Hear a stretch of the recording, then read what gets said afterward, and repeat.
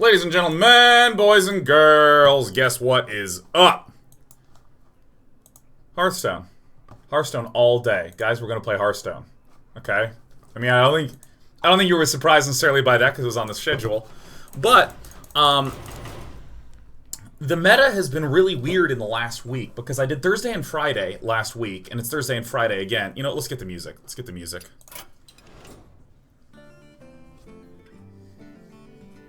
There we go. Yeah, the meta's been really weird because Quest Rogue was so significant for a while that, like, right when it released, everyone was like, oh my god, oh my god, oh my god, there's nothing can possibly beat this. And then, everyone started to beat it. And now it's, like, sort of fallen out of fashion. I'm actually gonna stretch myself here a little bit. Ah, there we go. Oh, yeah. Enlarge in my head. Oh, that's so good. I'm on my Dota settings from yesterday. Yeah, there we go. Oh, that's so nice. And so that's kind of fascinating to me. That, like, the Quest Rogue that had the quickest to make obvious build to it rose in the ranks instantly. And then as people were able to figure out more subtlety, it started to sort of peter out. And now I'm seeing a lot of Purified Priests, I'm seeing a lot of Exodia Mages, I'm seeing a lot of Taunt Warriors. And what I did is I ran this list. This is the funniest fucking list, man. Where it is. I put what even is mage, because it's... If any of you are familiar with the old card draw aggro freeze mage, you basically put in a whole bunch of card draw things like Novice Engineers, Cold Light Oracles, Loot Hoarders, Thalnos, drew your whole deck and just blasted them in the face, and occasionally used Medivh's Valet to also blast them in the face. It's the exact same logic as that deck, except we put Arcanologists in there, which guarantee that we get the ice blocks to boost Medivh's Valet a little bit more. And then we also have Primordial Glyph because this card is so insanely good. So, I think I ended Friday at rank 11 or 10 or something like that. No, I think I hit 10. And then literally in like one night, I just went from 10 to 5. Just killing people as fast as possible. We even got the Pyroblast and the Yogg-Saron in here, man. It's amazing. Let me tell you something. Yogg-Saron, LOL. This is the card where if you're against Taunt Warrior and they build a whole board and you're just like, you know what, man, fuck it. YOLO Yogg, it's gonna be great. Oops, didn't mean to do this. But the two decks I want to be running today as I'm climbing the ladder, this one is a mid-range Paladin constructed by Strife Crow that's really interesting. So I'm going to start at the high end. We have a lot of the things you might expect, right? Some really high value cards in Spike Ridged Steed, the Curator for some nice Happy Town card draw. We also have Ragnaros, Centurion, and Lay on Hands, just some really common high-end cards. But the low end is fascinating to me. It's a lot of Murlocs. We have the Vilefin Inquisitor, which not only is a Murloc, but lets us summon more Murlocs. And as a 1/3 stat line, it's really nice against a few of the aggro decks. Hydrologist, another nice value card in this. Not just for building and controlling the board early, but you can get a Redemption or a Getaway Kodo in order to get another Ragnaros or another Tyrion, which is pretty cool. Because we are so often summoning Murlocs early on, Rockpool Hunter has a lot of value. We can, again, our hero power, our hero power becomes summon a 1/1 Murloc. Kind of cool, right? And along the same token, or along the same lines, we have Murloc War Leader to buff all of those, and then we have a Gentle Megasaur to buff all of those. So this low end is a lot of Murloc synergy to buy us time to get to our high end, which I think is just fascinating. We also have 2 Stonehill Defenders in here, and I think I've shown this before, but it bears showing again. Here are all the taunt cards. Excuse me. Here are all the taunt cards in Paladin. Wicker Flame Burn Bristle, legendary. Sunkeeper Tarim, legendary. Tyrion Fordring, legendary. And Grime Streak Protector, sick. Okay, like this is already sick. This is a power card in Paladin. Because you may or may not know this, but Discover favors your class more than neutral. Because if we obviously go to neutral, there's just like 1,000,001 taunt creatures. And so you might never get one of these. So all Discover cards heavily favor more of your class cards than of neutral cards. So Stonehill Defender winds up being very high value because you often get like another Sunkeeper or Tyrion. I will note, Sunkeeper Tarim is fucking insane. Oh my god! Everything is so much easier. Oh!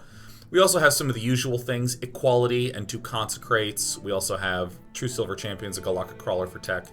I'm just going to go ahead and play this. And you've heard me say this before, I really don't like having a lot of clutter or ugliness on the screen, but I've set up a deck tracker that I find sufficiently beautiful for my tastes. Look at that. Look, it just shows up on the side of the screen. Right when the game begins, it does it automatically. It turns off automatically. It's fantastic. None can escape my fury. I will fight with honor. Alright, so we are against Arouge. Probably something like this.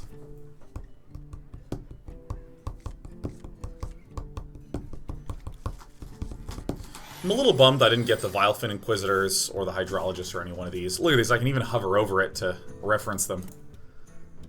Look at that, look how nice that is. Hey, pretty sick, huh? Yeah, it's Hearthstone Deck Tracker, by the way. And I'd like to give a thanks to Disguised Toast for helping me a little bit set this up. Alright. Now, in my experience, when you use more tools, your fundamental luck goes down. I don't know if that's true for me. I might be so lucky that I circumvent even that, but, you know.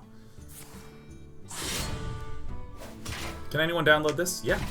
Yeah. So these are a lot of my expensive cards, which I'm not as pleased about. I'm telling you, this is so sick.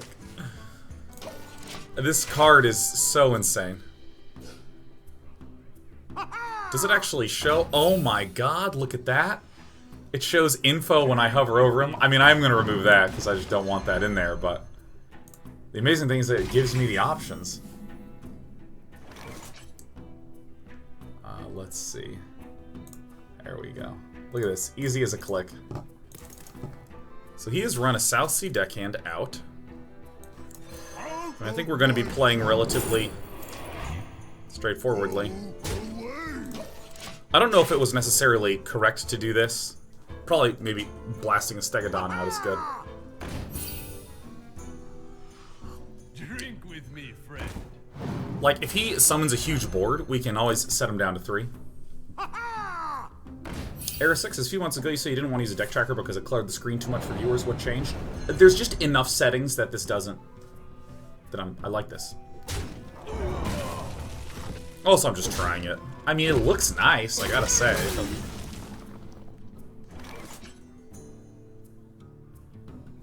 So, that is the 3rd deckhand. This kind of sucks, but I'm just gonna do this. Having a 5/4 stat line is really nice.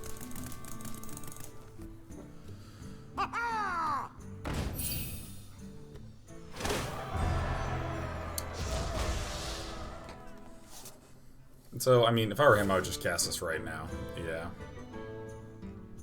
So, I sort of whiffed almost all of my low drop cards and got a lot of my high drop cards, so no big deal.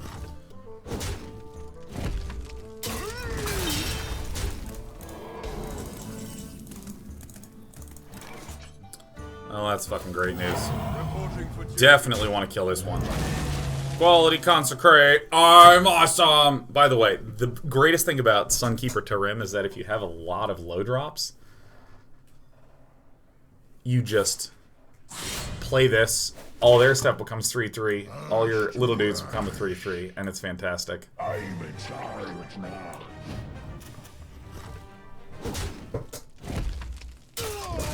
See something. Alright.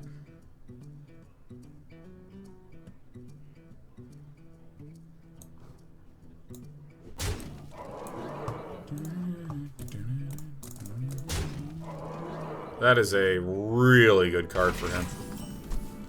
Huh. I think I actually do want to do this.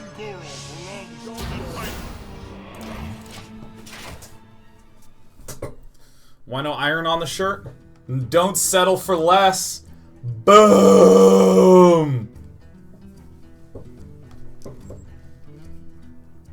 It's a pretty nice card. I think I do expect us to lose because we just didn't get any of our low drops, but that's no big deal. No big deal. I'm hoping this runs into this though. I'm ready to live. I was hoping he was going to do this and then play two small little nerds, but alack alas, no dice. Yeah. I would anticipate that we lose this game. See, if I summon the Curator, he'll kill me.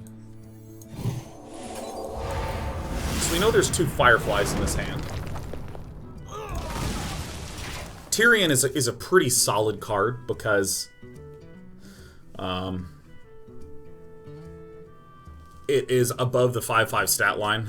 I have two of them. Gives me Ashbringer, which deals with the 5/5 stat line.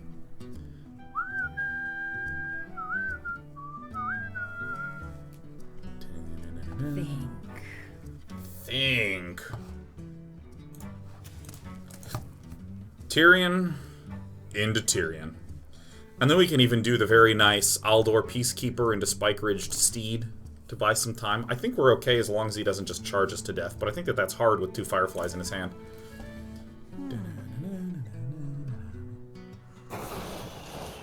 Oh yeah, I mean, Gerald Derrickson already commented on this. The number one reason why I have the deck tracker up is it's a very easy way for people to just take whatever list I'm playing. That is the reason that it is the number one requested. Wow! No more mini. Wow! Shit. All right, I think we're actually gonna win. I wasn't expecting us to, but wow.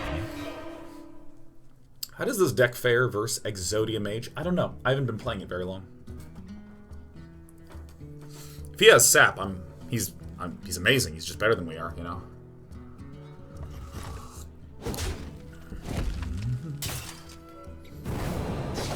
Oh shit. Oh shit. Damn.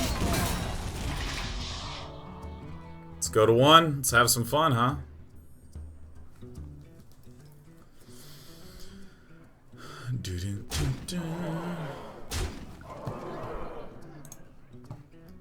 Try to do this a little bit.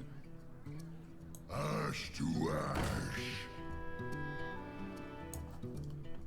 Let's make it a little more opaque, huh? Quickly. Hope that updated on your screen. Did it? I don't know. Let me do one of these little refresherinos.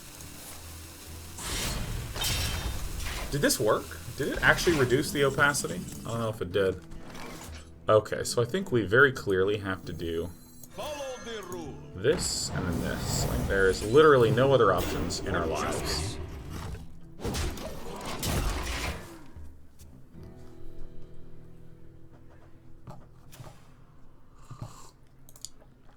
Let me actually go ahead and kill this. Add capturable overlay. Blam! Yeah, it doesn't seem to have done it. It doesn't seem to have successfully updated the opacity. Not sure why, but oh well, whatever. Let's just do this. Let's legacy mode. Let's pin drop. Let's take this, and there we go. Now we're back. Oopsie daisies. Mid-range is what we want. My bad. You like that bright pink, man? See, I think that this thing is just done beautifully.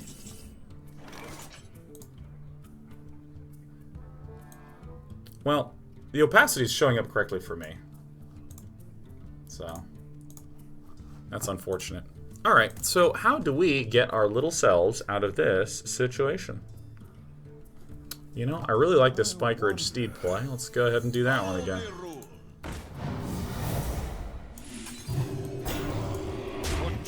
And then we have something akin to lethal next turn. Lethal at 1. Oh, yes.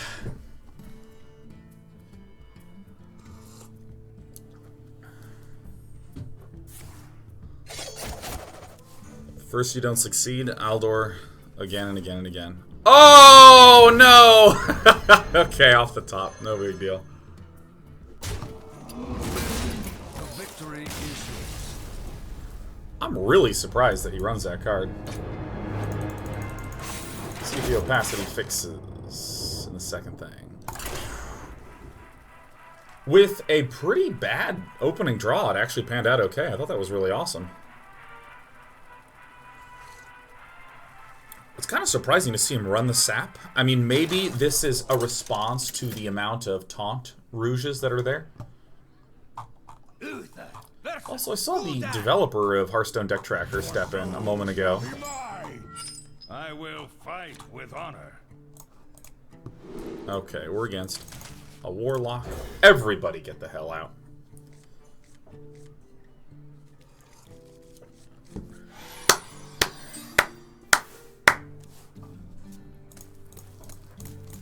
Why do you call?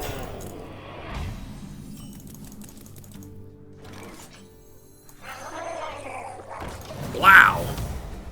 I can coin out this rock pool hunter if needed. Or excuse me, coin out the Murloc War Leader. I actually think that I will do this. What's nice is that this isn't a Murloc deck, so I can just use this as a very high value play.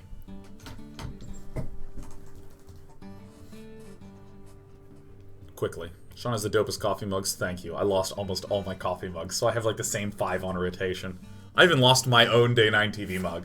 And by lost, I mean moved, and by moved, I mean I'm sad. I'm sad that I lost that mug.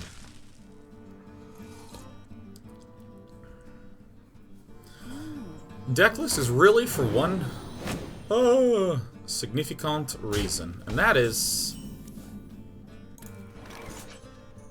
This is probably better. I think we won this game anyways. One reason, I just want people to be able to see the deck I'm using. That's it.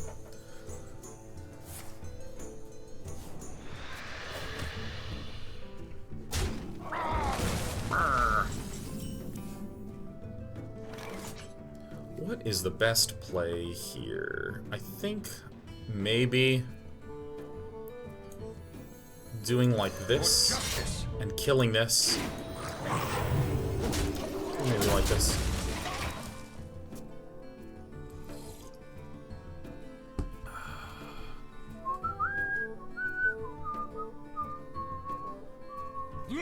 Geez, Scom says I'll allow it, but mostly because you're becoming so power hot. The truth is in here.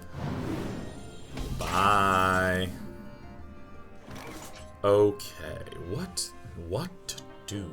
What to do? I kind of want to run this guy out because he's awesome, and because we have Spike Ridge Steed coming up. I definitely think that we are going to be able to make it that deep, so I'm going to just do this. And this, and run out this. Because this will be my target for the Spike Ridge Steed. That's a nice stat line. 4-9.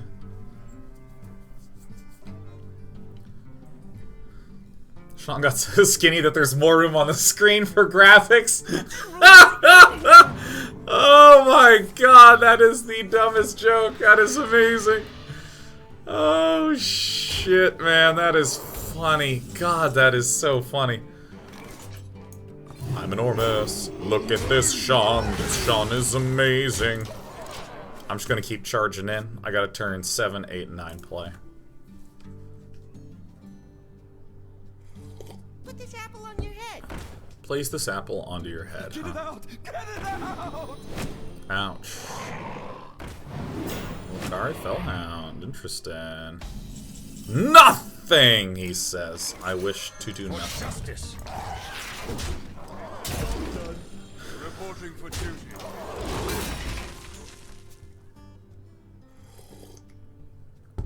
Oh god.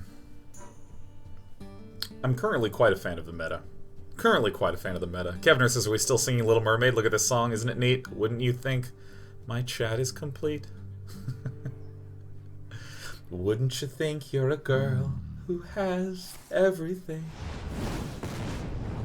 Look at this Sean, he's tight. All of his moves in Hearthstone seem so right. Wouldn't you think he's a girl? You wouldn't. Who has? How's Ungaro? It's pretty fun, I will admit. You can hit me with a you dare summon me, man. We'll 3-3 it up. I think that the meta in the first day of Ungoro was fucking bad. Oh god. And I want to qualify fucking bad for a moment because I have been a follower and player of Magic the Gathering for a long time. And invariably what happens is that things kinda suck right at the start when new cards are released. Things just suck. Like, that's what's supposed to happen, is that it sucks. And,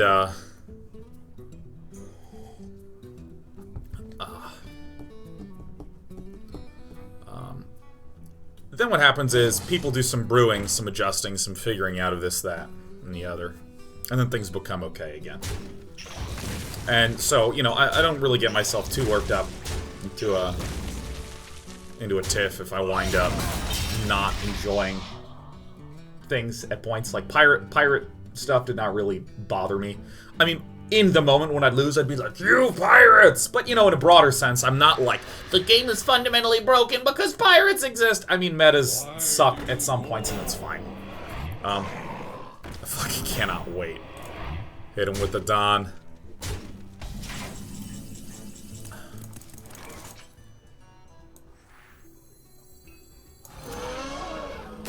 Plan. I actually think I'm going to try to reboot the whole thing. I'm gonna close this. Go ahead and close this. Excellent. And let's just open it back up again, huh?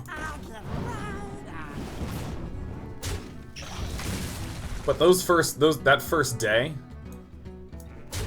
that's not the right one. Why is it capturing that one? Hey, there's my deck tracker.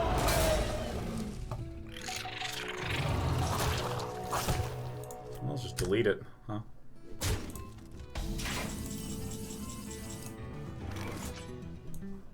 Alright, and then let's do the HDT, capturable overlay, boom. And then let's add in the chroma key color, eyedrop tool, blam. You know, I think I know the play on this turn. Let me think.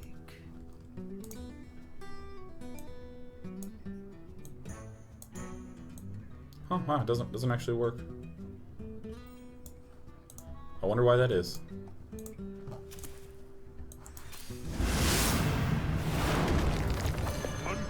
Look at this sick card, by the way. Look at that fucking sick play.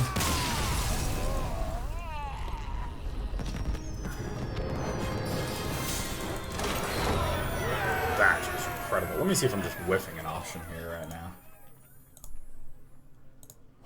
Let's go ahead and start this.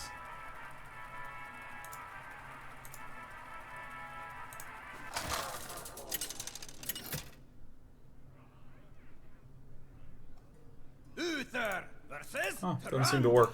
Oh well. Can't get the opacity to work. It's not showing up in the overlay, but it looks really nice when it's there. Okay. Let's do it.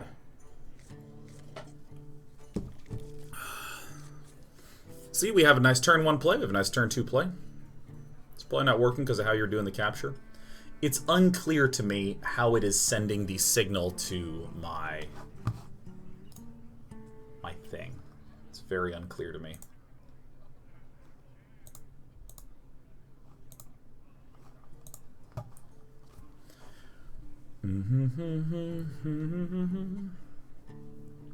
Our opponent is choosing his collections complete.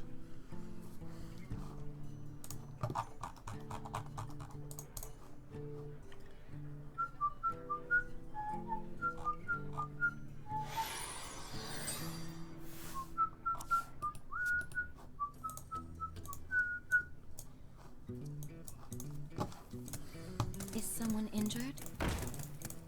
Oh my God, Trey Williams III. No, I didn't. What happened?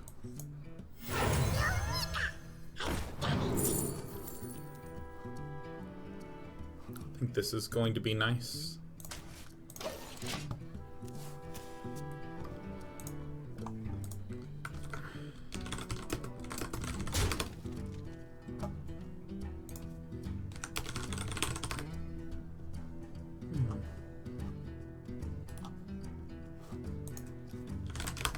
Please do. Oh, God. Oh, man. What is a loon's will? Oh. Okay, so at least this turn is going the way we anticipate. Have ourselves a good old turn 3. I mean, Stonehill Defender Getaway Kodo is pretty damn nice. I actually think that's maybe even more flexible than just getting back another Ragnaros.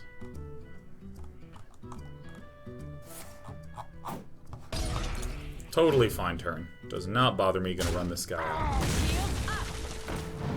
I think Vine Cleaver is an excellent card, by the way. I really like me some sick Vine Cleavers, man. Probably this. I expect that this is going to be a battle of some large cards. I'm pretty sure this is a Silence Priest. Those have been very popular around town. You wish to live forever. Oh, do I? Why isn't this a pirate? Should probably just run down the Galaka Crawler anyways.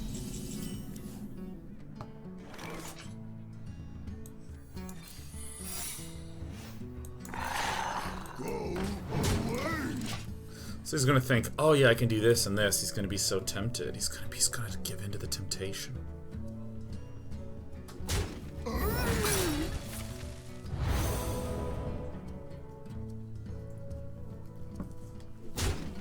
I don't know how much value I'm gonna get out of this, but I'd like to get at least some value out of this. Is someone Quality's really injured? awesome in this deck.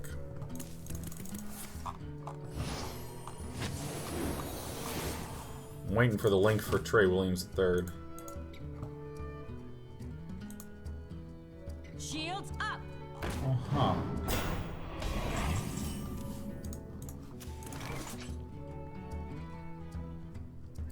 Okay, how do we want to do this? I anticipate that I will... No entombs, huh? So I'm having trouble building the board, so I don't think Sunkeeper Tarim is going to be the one that I want to do. That actually kind of improves his board. I'm just running the Rock Pool Hunter down now. I just kind of need a buy time right now, I think. Yeah, one of my current favorite Brood War streamers, a Korean player by the name of Larva, was diagnosed with bladder cancer. He says it's not that serious, but still, it's always one of those sort of things.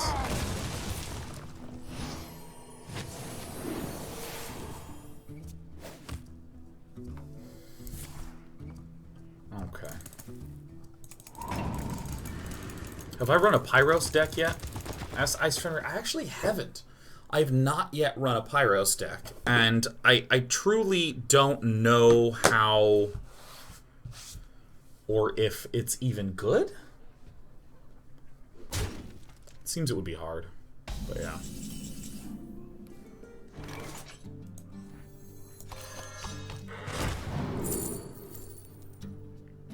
Whoa, these are shitty. Wow! God almighty, that's so bad, man. Hit me with the strength. It's the divine strength. I mean, maybe there's a good N'Zoth deck out there.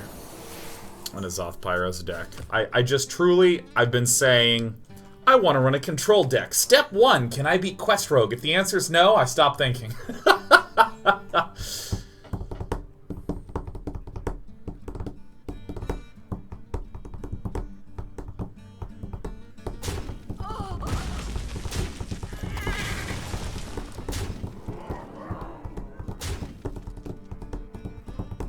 I'm really confused as to what we're up against, because he has all the hallmarks of someone who's trying to do a Silence Priest.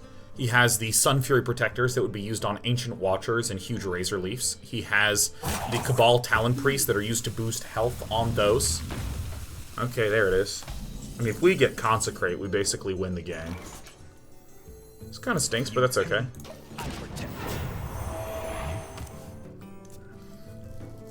Tyrion is going to be pretty important.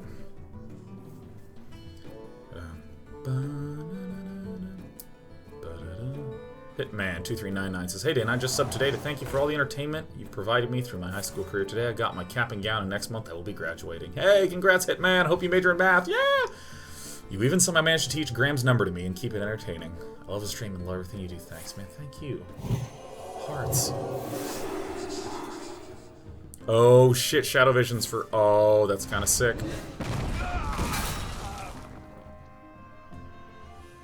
I mean, if we get Consecration, we win.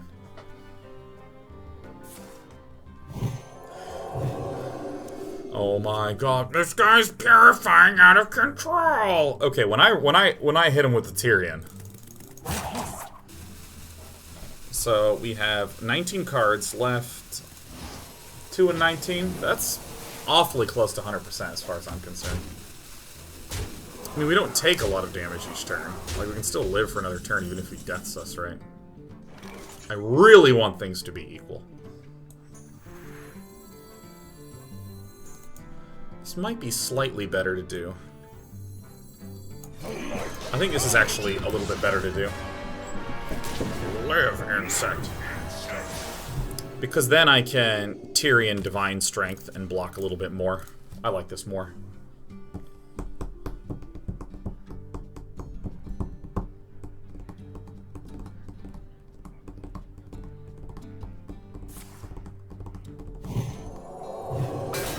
Alright, so he's digging. He's digging hard. He's trying to find things that he needs and wants. Alright, so this could be a faceless Rambler. We could be dead.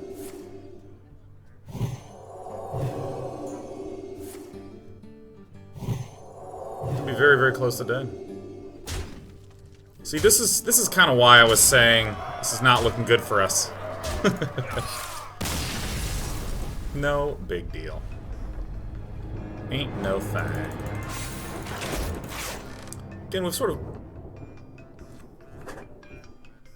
Turning my alarm off. This is sort of what I mean by, like, kind of whiffing some of the low-end stuff. No big deal.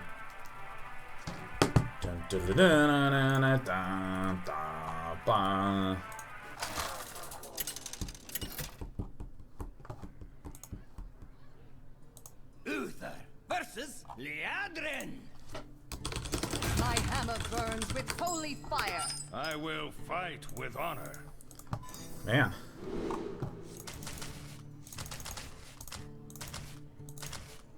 We're against Paladin. Yeah, something like this. I like. 6 Murlocs in the deck. Didn't quite get him. Hello, challenger. Greetings. Got him! Pass the turn, fade. Pass the turn, pass the turn. Oh my double shit. Double god, double damn. Alright, so, I mean, we're not out of the woods yet. That is a power card. So it's very clearly this, then this, then this, right?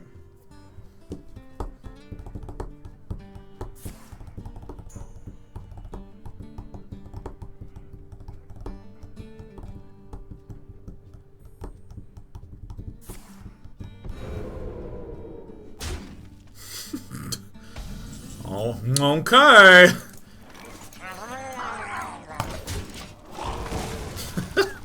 That's the funniest thing. Yes, that was the best thing he could do. What win condition am I playing to here? I mean, I have just a shitload of power in this deck. It's just a mid-range deck, right? It's just beat his ass. It's just an ass beater deck.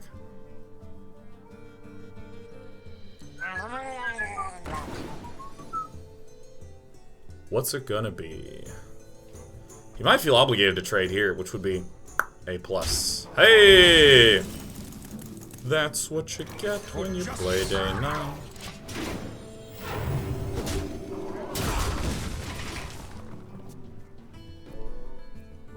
This is great.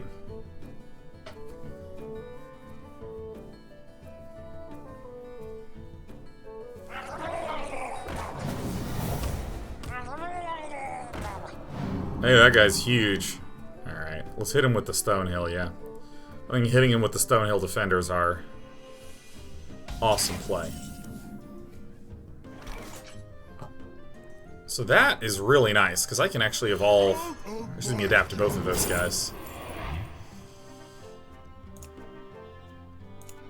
Will I ever get a good Faceless Shambler here?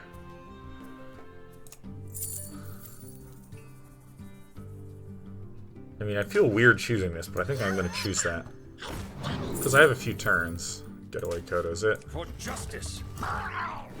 Being able to just get another Juicy Taunt's nice.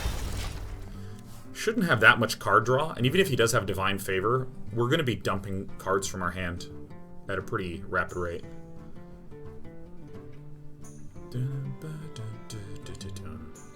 I gotta say, mid-range Paladin is one of my absolute favorite decks to play. Let's play right there, man. +3 attack. Oh, fuck. Oh my god. Alright, well, let's go ahead and Getaway Kodo to protect this. Let's go ahead and do this. Well, it looks like I'm the guy that runs better.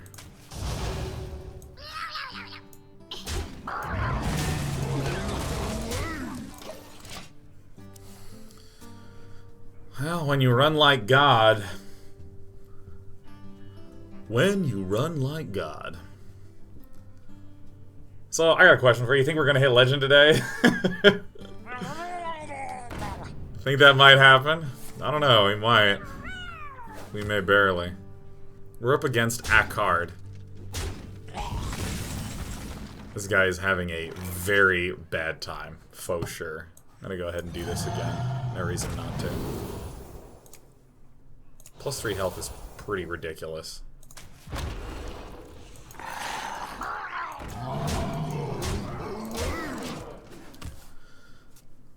I'm doing this today and tomorrow, so we might just accidentally hit Legend.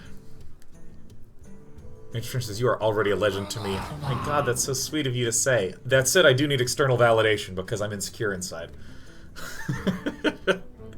Yeah, no, you think I'm a legend, but I need the goddamn golden thing here. This needs to be golden. And I know it's a little golden right now, but it needs to be like fucking only gold. That will fend off the existential angst inside. Oh! Dum, dum, dum. So I got a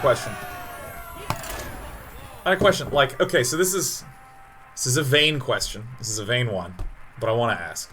Do I actually look thinner? Do I actually look like I have lost weight? Because, like, I have not taken any, like, before and after photos. I just keep stepping on a scale. And so my perception of me is one of essentially no change.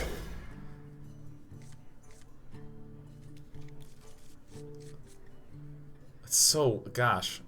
I wonder if anyone has, like, a before and after photo or something. A little hard to tell in the face. Yeah, this is the first thing to come. I've had this guy, even when I've been like 6'4", 180 pounds, like very, very thin. Yes, in the voice of Canuck.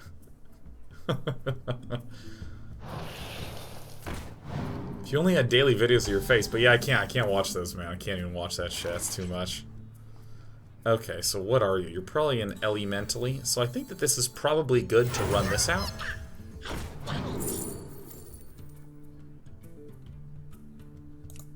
I gotta say, I'm really liking the Getaway Kodo tech, man. Can you still do Day Goblin? Yeah.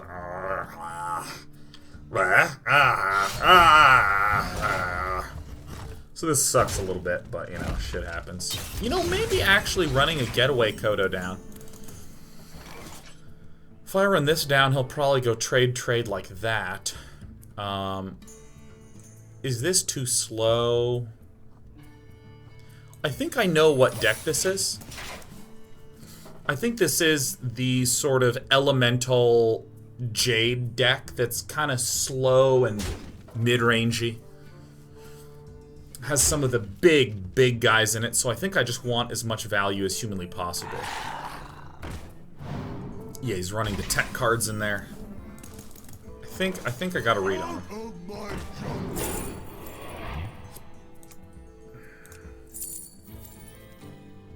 I'm not going to be running any hand buffing.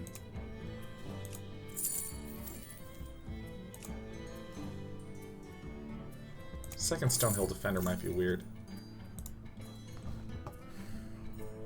Let me think.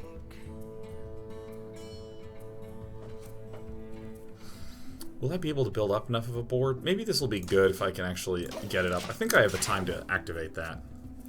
If he just starts rushing us down, then this is just our straight-up misread.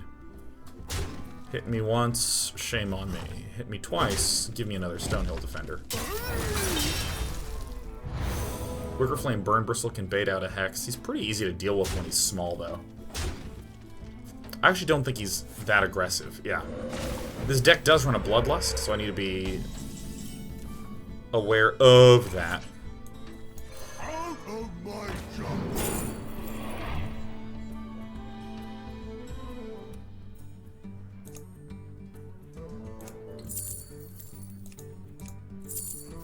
Might be better for us just to get the Ascension.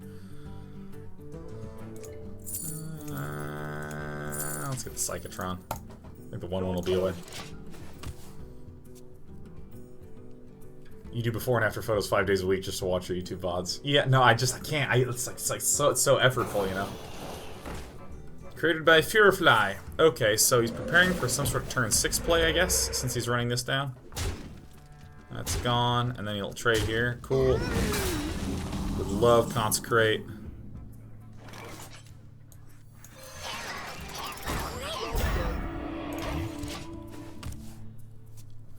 Would just love a Consecrate.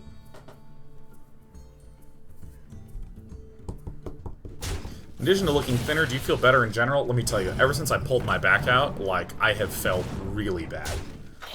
Like, I've been losing so much sleep in the last 3 weeks. Like, the last week has been okay, but God, for a long time there, it was just like pain, nonstop, dude. Follow the rule. I think this is the right play. Starting to feel like a real boy again now, but my God, when you just can't sleep and you're in pain 24 hours a day. Like, oh my God. You don't seem like it's been that bad. I'm pretty good at seeming okay when I got the struggle. No. Alright, I think I cleave him with vines, huh? Get some targets for this. For justice. Other option was the Curator, but I mean, we have a shitload of options. I want to do something that's a little active. Not to say Curator is inactive by any means, but I want to have targets for this.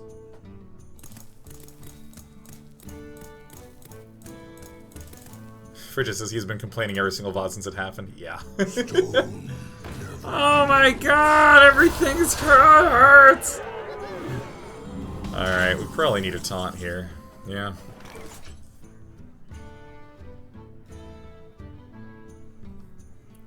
Probably need a taunt here. The battle for justice. I think I even though this is not as high value, I think I really just need to throw it down. God, I think Vine Cleaver is really fun. Real Hank McCoy says, been there day 9, that's why it's good to have a physical therapist for a wife. Hey, let me get on Craigslist. Looking for physical therapist wife.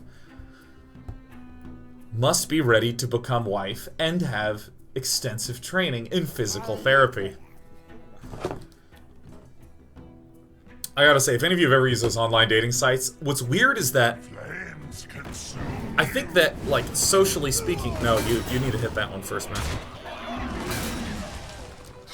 I mean, we're pretty close to dying. Pretty close to death.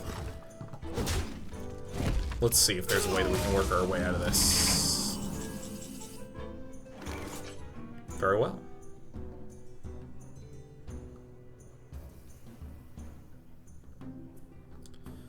Curator better, or is Grime Street Protector better?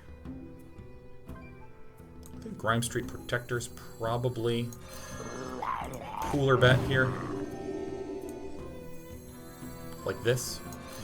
Then what we can do is we can go hit like this, and hit like this, and hit like that. And this is okay. I mean, if he has Bloodlust, still die. No big deal. What's weird about online dating sites is that you're listing you and who you are and what your wants are and what your needs are. But then, what a lot of people are also doing, what you're also doing, is you're saying, here's what you need to be. And some people have no problem being really specific. Like, you must be a vegetarian. I don't want to talk to you if you eat meat. Period.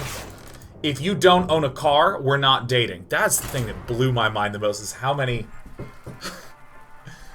on the time when I was on OkCupid, the percent of women that wrote down, if you don't have a car, I'm not going to date you. I was like, really? Is that a thing? Because, I mean, I just own a car, so I don't know what the experience is like being a man trying to date with no car. I don't know if that's a thing that a lot of girls have to deal with, where the guy's like, yeah, I think you're really great, I don't have a car.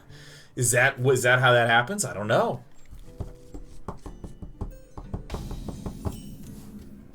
Because part of me feels like I need to not be judgmental. I need to go on there and say, I just want to meet a wonderful person who's smart and fun to talk to with a great sense of humor. Like, that's how I construct my profile. I wasn't like, I was just started like, listen, bitch.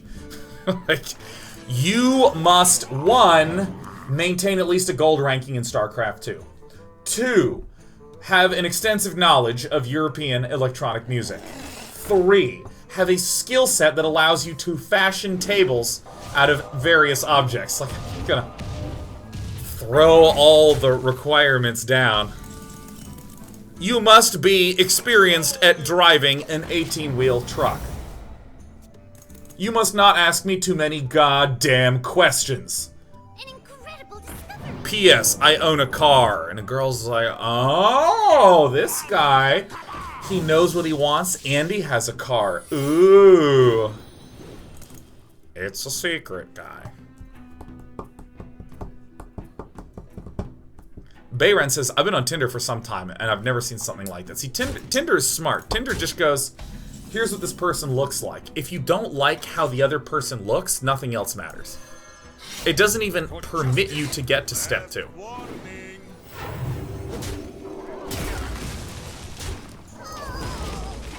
It literally doesn't let you get to step 2. It's just step 1. You have to like how the other person looks, or it just doesn't matter. We're not even going to do the next thing. Which is smart. Which actually is, as a design, is really smart. Because there's this idea in America, probably the rest of the world, but I'm speaking purely as an American. You are on fire. There's the whole American thing of, it's all about what's on the inside. Okay? No. It's about what's on the inside that counts.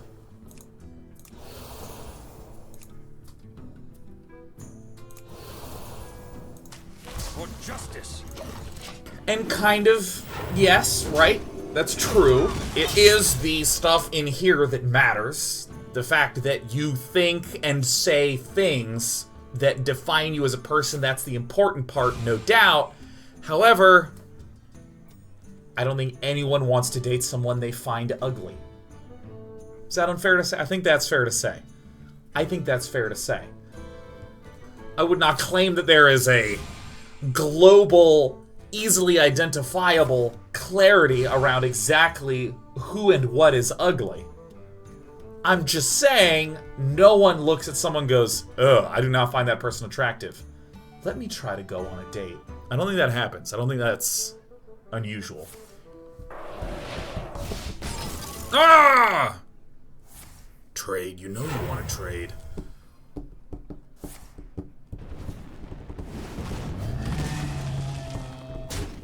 So I'm a little scared because this could be Counterspell or Spellbinder or something like that. So I don't think I'm actually going to do anything right now, I guess.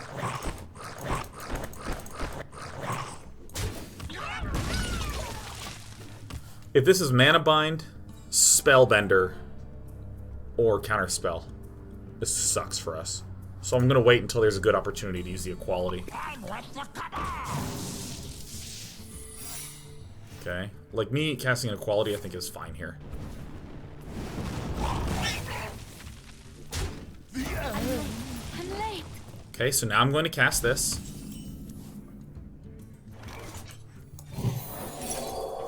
Good.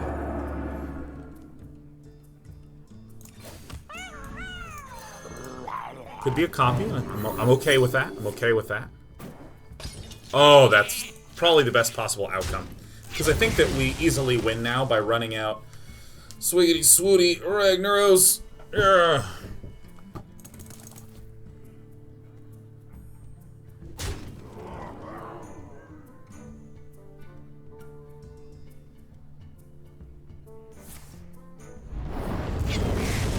Hey, that's pretty good. Reduces the chance of him being able to stop Sweet Swiggity Swag and Rag. Oh, I thought he hadn't attacked yet. I thought we were getting ready to get low, man. Let's get high. Let's get high, Day 9 TV 2017.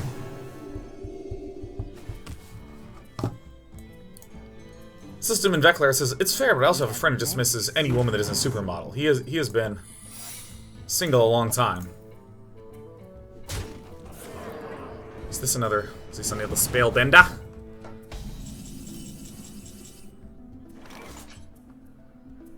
Alright, so I'm gonna do this. Follow the rule.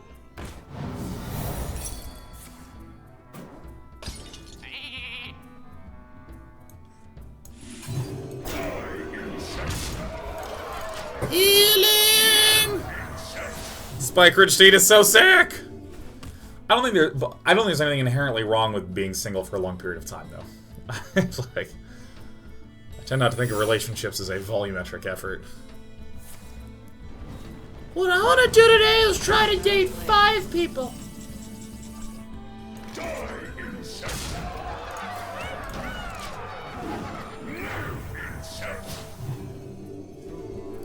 These decks don't run Vaporize! Diddy Mitch says, hey Day 9, do you watch any Dota 2 streamers? If so, who? I don't know how to pronounce his name, but like... I'm late. Yooka-Laylee. You know what I'm talking about? Yooka-Laylee. The guy always plays Tinker and never stops speaking. His like Twitch name is YBINAC.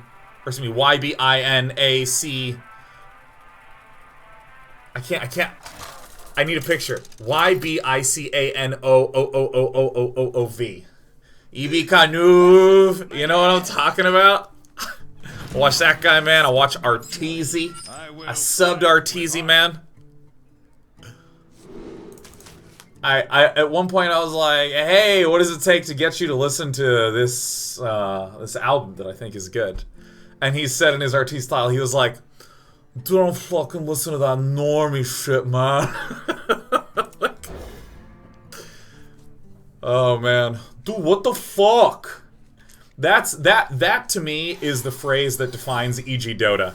Anytime I ever watch anyone on EG streaming, dude, watch fucking Arteezy, watch fucking Smail, like PPD, it's always like, dude, what the fuck? And it's said just like that, man. Every single time. I'm like, alright, Sean, you want to be good at Dota. Get ready. And I die. And I'm like,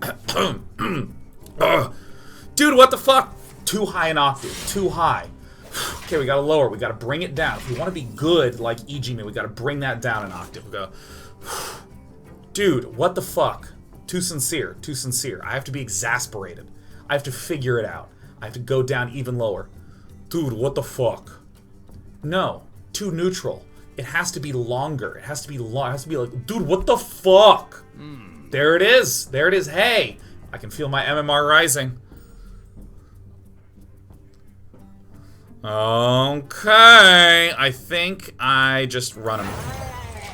Dude, what the fuck?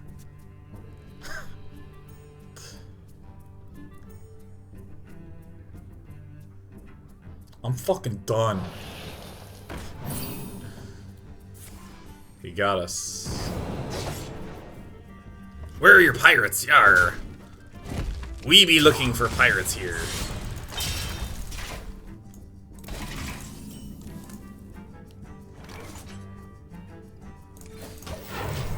I really want my Vilefin Inquisitor, turn 1. Sean, you sure it's your MMR rising? I think what's happening is I'm getting a little bit of a scepter bonus. Carly says, or is just ha ha ha. Okay, that is one of my favorite clips ever, man, of this guy that donated to Arteezy with a message that was like 1010101010101010101010101. And then Arteezy is just trying to play while this shit is happening. 10101010101010101. For justice. And I think I actually kill the Firefly. No, he's going all in on engineers. Kill this. And then Arteezy says, "Dude, how fucking long is this?" And in the middle of that long string of 1010100s, the donator included the message, "Fuck yourself." So Arteezy's like, "Dude, how fucking long is this?" And then it goes, "Go fuck yourself." Like, oh my god.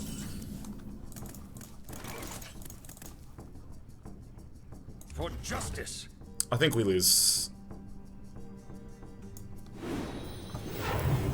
Could have killed his pirates. Yar. I think I will run down this guy. Because then I can do this and this. Or excuse me, this and this next turn. Where can you see this? Dude, I'll just play it right now. Alright, let's listen. Let's just listen to this, okay? I should just keep listening. Fucking creeps.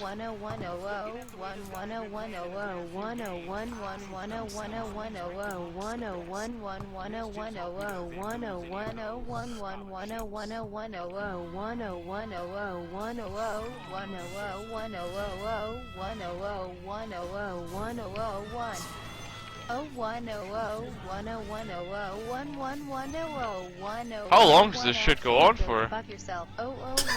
Okay. I don't know if you heard it, but just just listen to him. Listen to him. It's just fuck yourself. How long does this shit go on for? Okay. Oh yeah.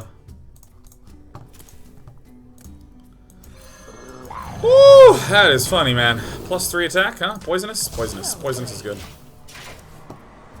01010100111011100. That could not have been timed better. But yeah, man, I like watching Arteezy. He's super fucking good at dotes. I think we just died, man. I think we died today. Yep. GG. I'm really whiffing my low draws in these games. We're not really losing ranks, we're just not necessarily going up. 01010101010101010101010.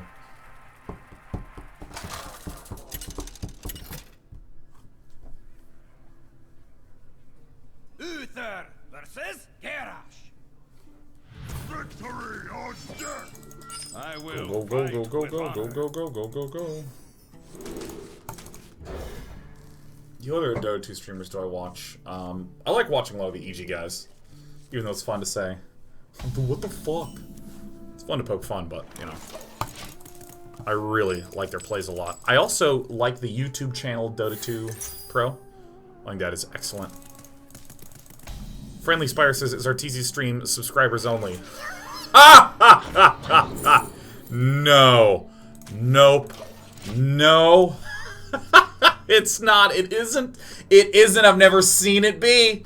And I think that that's part of the charm. I don't know how else to describe this, but it very isn't.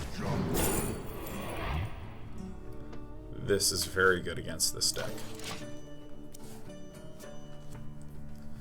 Wow. Oh, 101, oh, 100, 101, oh, 101, oh, 101, oh, oh.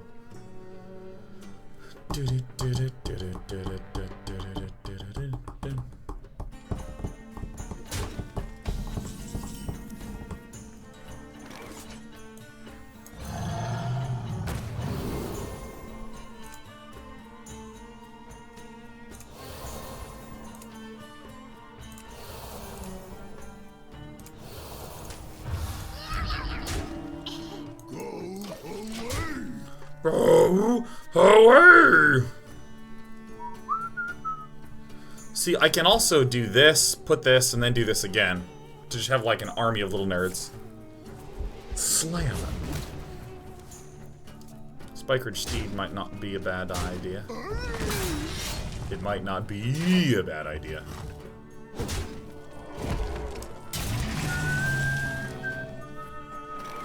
Alright, we're gonna win this game.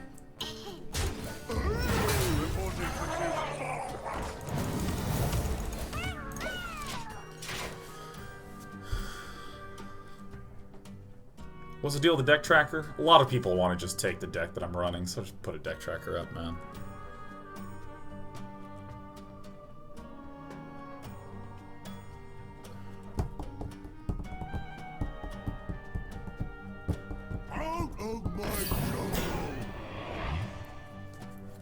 I'm also going to be trying to run this Taunt Warrior list in a little bit.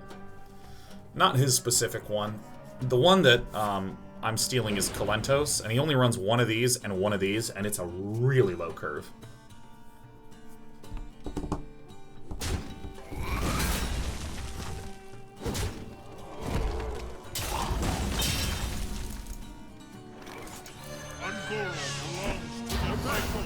I want to keep my Murlocs alive. He's not very deep in this. See, this is, I think, one of the issues with a lot of Taunt Warriors, is they're trying to run big taunts to be sturdy and stable.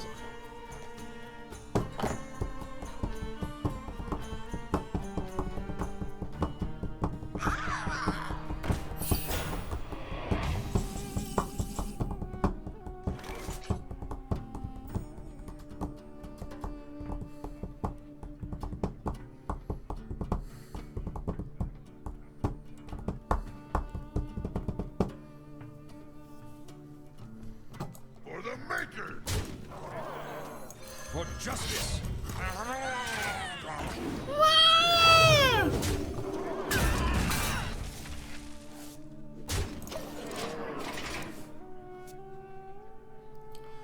Okay. We're gonna win a game. Yes. Da da da da da da da da da. I love mid-range decks. I love mid-range decks. You know, I want to look briefly at Strife Pro's channel. Strife Pro, and I want to see, because I was watching this, I think, just last night, actually. I want to see if he updated his list at all. Whether he was using the same old, same old. Yeah, this is the list. So 3, 4, 5, 6, 11. Yes. Justice.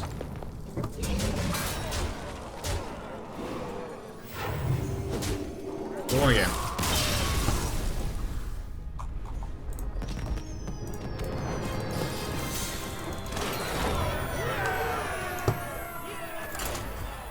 TD Scom says, how's Yooka-Laylee? I only saw you expand the first world and how blown away you were with it. Well, here's how I would describe my eyeball. It's kind of rebelling today. Uther versus Jaina. I was disappointed, I think I would say. The hype around the game was very high. I think I just do this as an on-curve play. The hype around the game was ridiculously big, right?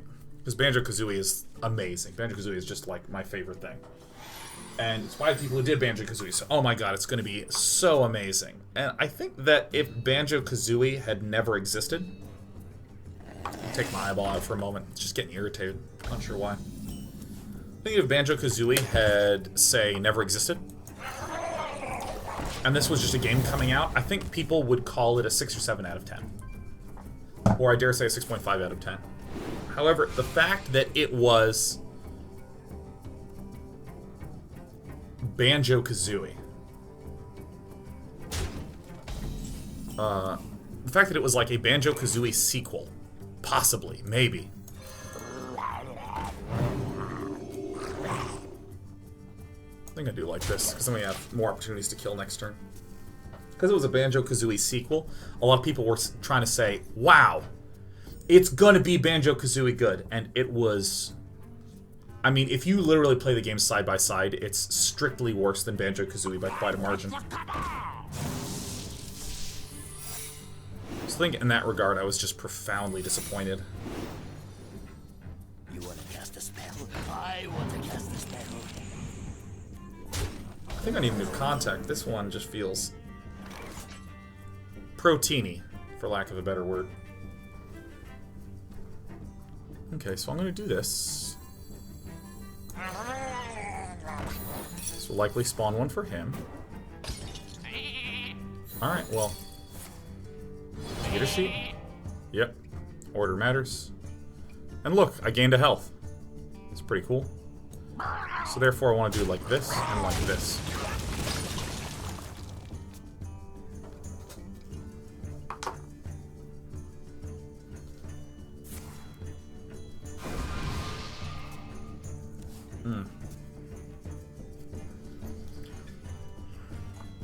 Be right back. I'm just gonna get another contact lens. Watch my little handies too. Oh my god, Tesby, you're so fucking cute.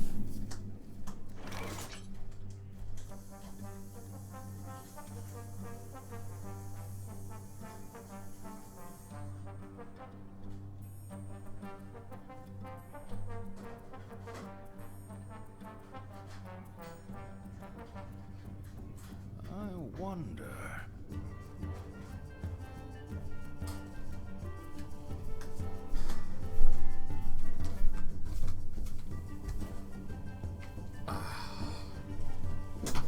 Let's see, how do we want to win this game now? I think that we are in very good shape, given that it appears to be a...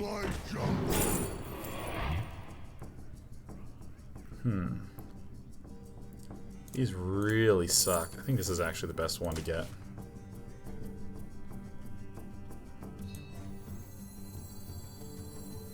Move quickly. I don't think I want to do that.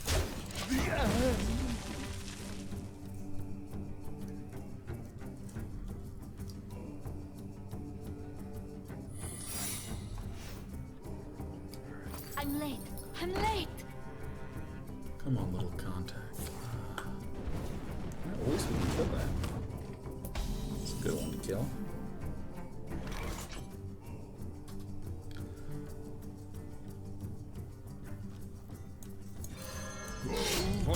So, we gotta remember to run the coin out as counterspell bait. And I think hero power, Gentle Megasaur's totally fine. Alright, yeah, but I mean, I think overall, Banjo-Kazooie, I would just say I was disappointed, or Yooka-Laylee I was very disappointed with. It just wasn't tight. It was not a tightly designed thing.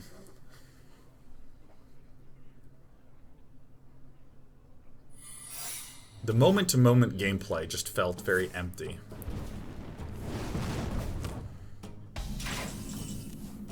So he seems like he does not have the best draw. So I'm going to run this out.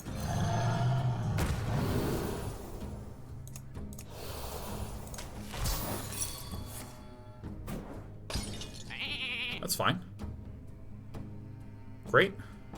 I'm pretty sure this is a counter spell or a spellbender. Maybe we can get 2 adapted Murlocs, or double adapted Murlocs. Brothers, heed my call.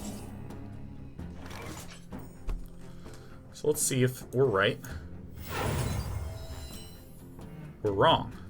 But that's okay. For justice.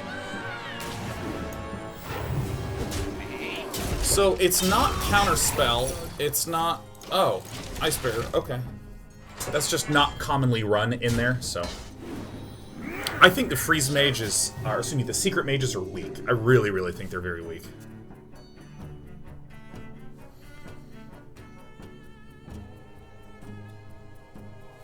If only Turin didn't affect this guy. I want to cast I think he just outright loses 100% of the time now.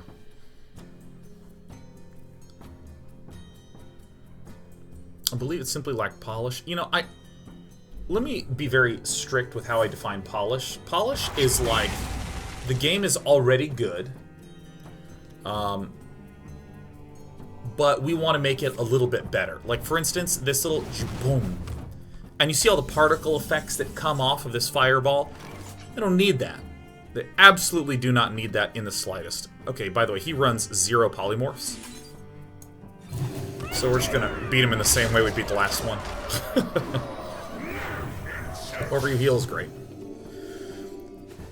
So that's what I think of when I mean polish. Like this Ragnaros is currently subject to an enchantment, and there's sparkly things coming off it. Whenever I hover over it, notice it gives me the information below first, and then after a little bit of time passes, after a little bit of time passes, the other effects would appear on the right side.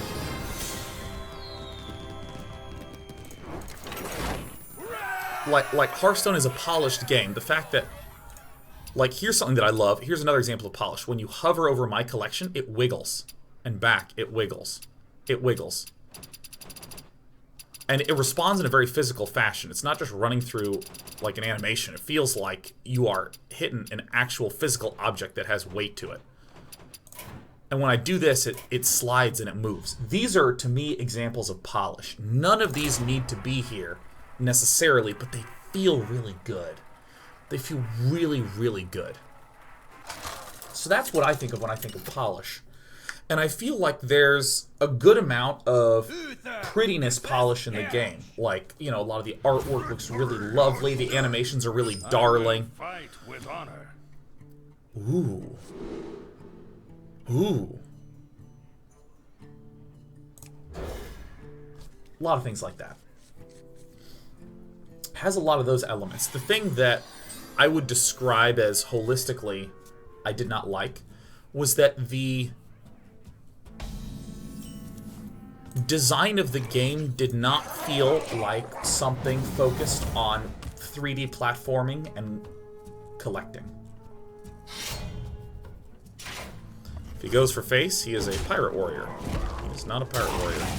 He's probably something... Well, he might be. Let's do this, though. This is good against pirate anyways.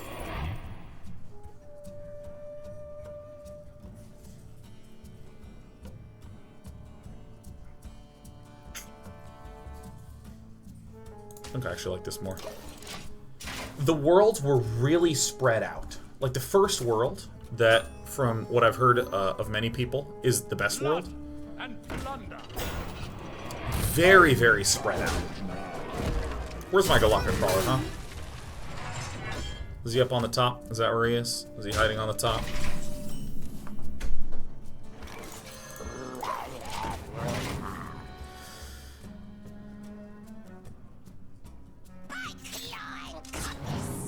Man, I think I'm gonna lose this. Maybe I should have been running these little nerds down. Maybe this is even the better choice here.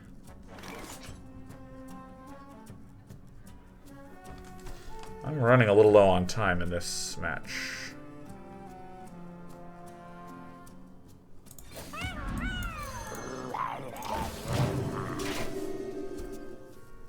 Yeah, the collectibles were not placed on paths where you would normally walk. That's how notes worked in Banjo-Kazooie. So you felt like just from going from A to B, you were rewarded. They helped guide your exploration. And anytime you wanted to really hunt for something, there would be something juicy and cool there. We are very dead. I hope he just goes all in for the face, because maybe we'll actually have a chance at that point. Maybe. I don't know.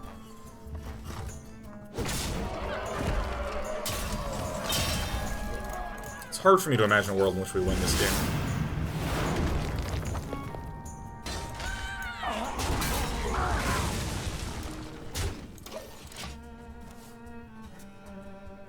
If he can't kill us this turn, which would amaze me.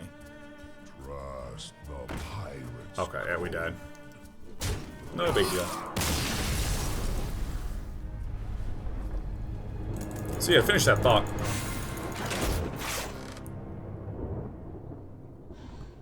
let me actually give a cohesive answer for why I was not as fond of the game.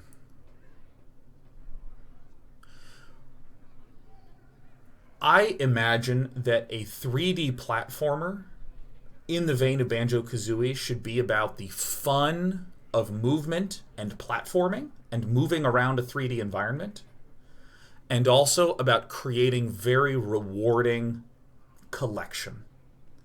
Let me talk about the platforming thing first. Platforming, jumping, and moving is a very simple, perhaps the simplest example of a deep mechanic. Deep as in you can do lots of things with it, where if you have a double jump, players can learn to jump and then time their double jump to go far. They can double jump and learn to time it to go high.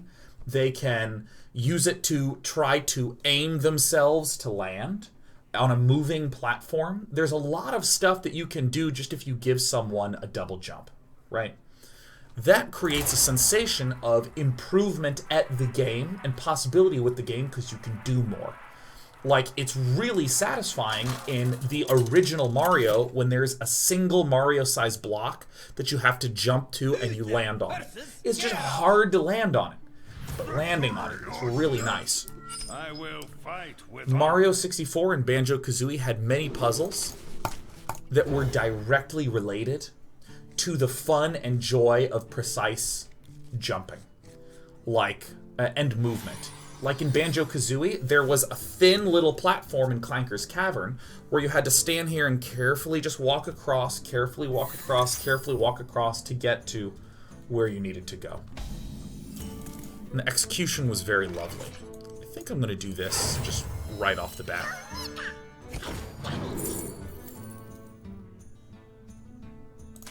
Get this one. And all sorts of mechanisms can tie into this in a really nice way, I think. I'm just going to do this to get rid of this. A lot of really nice mechanisms just tie into this cleanly.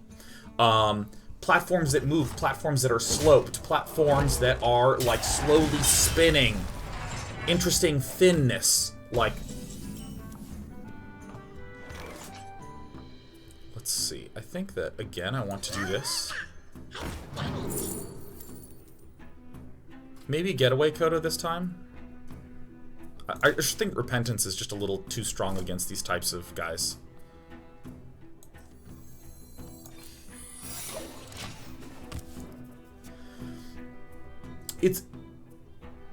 There's so many mechanisms in the original Banjo-Kazooie that functioned this way. Even something like flying. Flying had a feel to it, and you learn it on the second level. And it has a feel to it with trying to aim, and then you can try to charge through things and fly through things. I should have played this, but that's okay.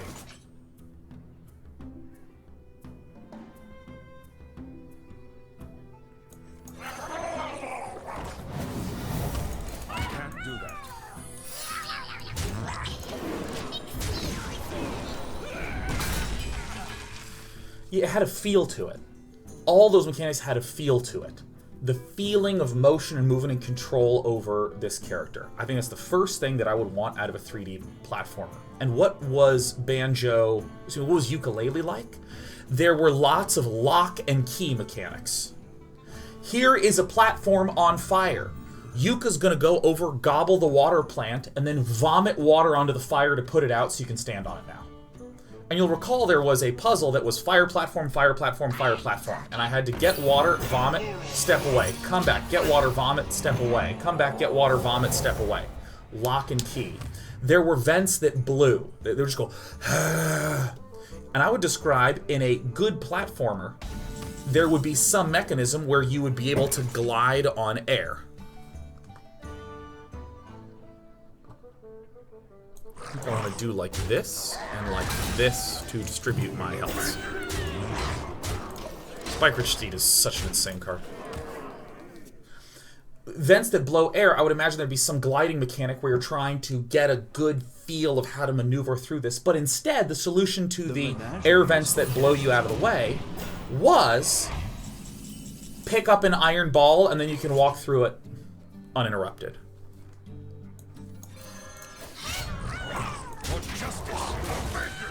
There was, hey, you are going to transform into a plant. You have no movement mechanics with the plant. You can simply vomit your spray onto a series of other plants that will reward you with one of the pieces that you want, right? Lock and key. Here is a lock. You can't do it. And once you get the key, you just put it in and turn. Done, right? That's what I mean. So I felt very few platforming mechanics in the first level. I did not develop a sensation that I was jumping on things and exploring and moving around through places. It did exist in a few things, like the temple that you spiral up that has fire coming out of it. Loved that. Sincerely, absolutely loved that. I thought that was a really cool, fun mechanism. +3 or Wind Fury.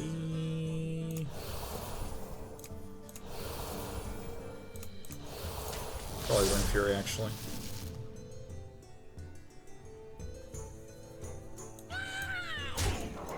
For justice. So I was really bummed to not feel like my motion, my movement, my jumping, my ability to jump mattered very much.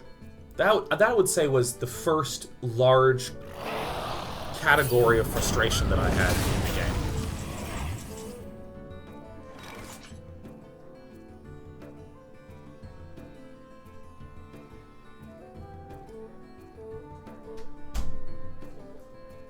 Let's see here. I'm actually going to save this. He's still a little far as I'm concerned.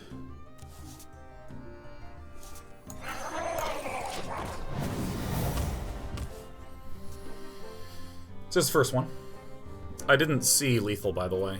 Oh my god, it's literally right there. Oh gosh, that's very, very, very simple lethal, man. Just a little bit out of it. Think a little bit too much about Zabanjo Kuzuis.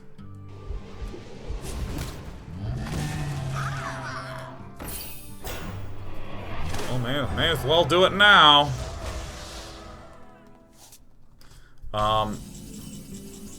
So that is my first category of bonus. Second category is about the collection. Collection does things like guides people. In the original Banjo-Kazooie, you needed 100 notes per level. And you'd start, and there'd be 3 notes in a line this way, and 3 notes in a line this way. And you'd go, let me go this way. So you'd go get these 3 notes. You'd walk a little bit farther forward, through this way, and then there'd be 3 notes here and 3 notes up there. And it guided you around the map. And what did 100 notes represent?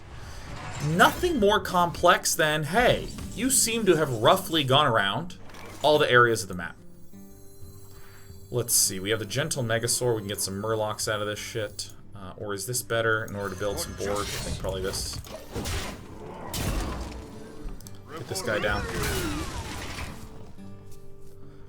We have another quality at least. And there was very little guiding collection. The quills, rather than guiding you in Yooka-Laylee, seemed to be hidden and out of the way in a lot of spots. Which created a real crisis of what the hell am I doing in this game? It made me feel, oh shit, I need to check every nook and cranny because I have seen... Hey, another consecrate. Hey. Sharp gadgets and steel. He's really not wanting to let up. I think I'm gonna go ahead and Ragnaros.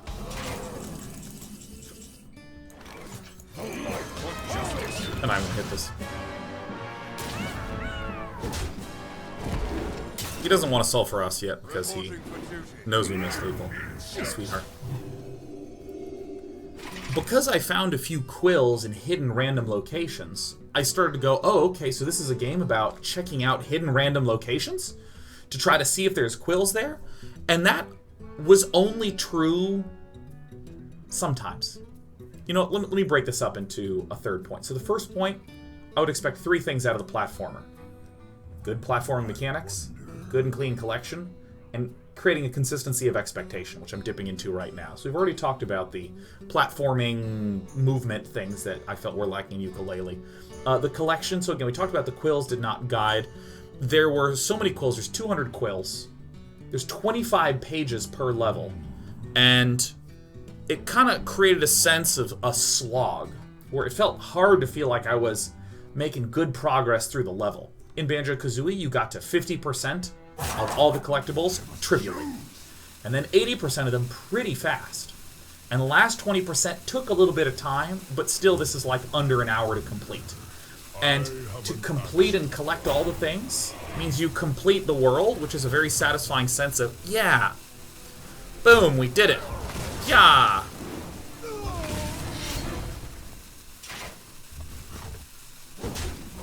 Hit and consecrate, probably. For justice. Look at me doing things in the correct order.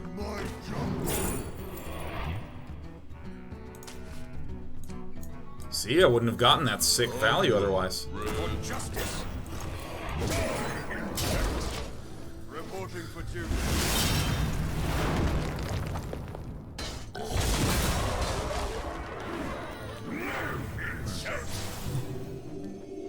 So the collectibles didn't necessarily feel very rewarding. It eliminated a sense of progression. In Banjo-Kazooie, you'd go to a world, you finish it up, and when you were done with that world, which took 30 minutes for me, I would exit out of that world, I would come back, I would open a note door, I'd unlock the next world, I'd go into that world, I'd be doing this, like stuff's getting done, I'd be collecting. Nailing shit, you know what I mean? Of course Ragnaros lives.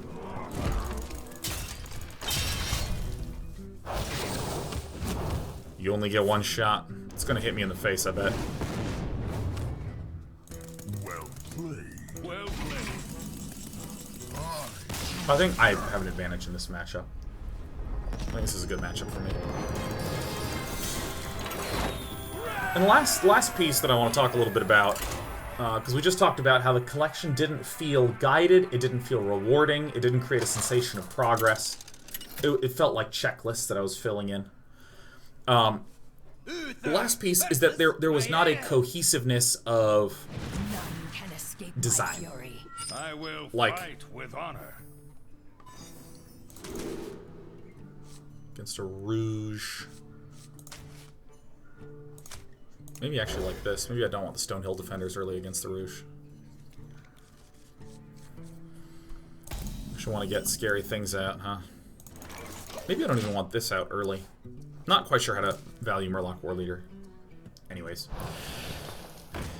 In OG Banjo-Kazooie, you know what notes kind of consistently meant on every world?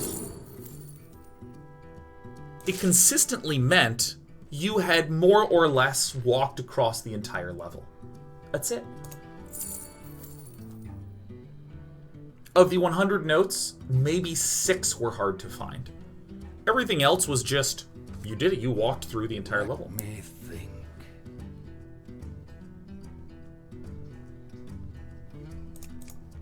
Probably this.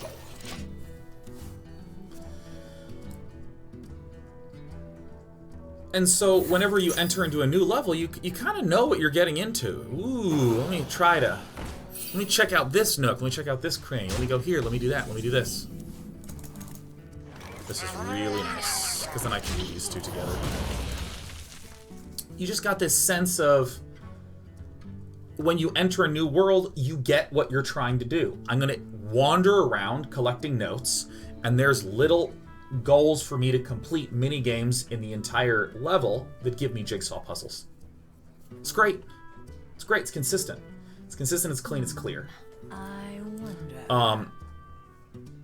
There's really simple, consistent ideas like, hey, if you get through this whole level, you will have collected everything. When you get to this world, you can just collect everything.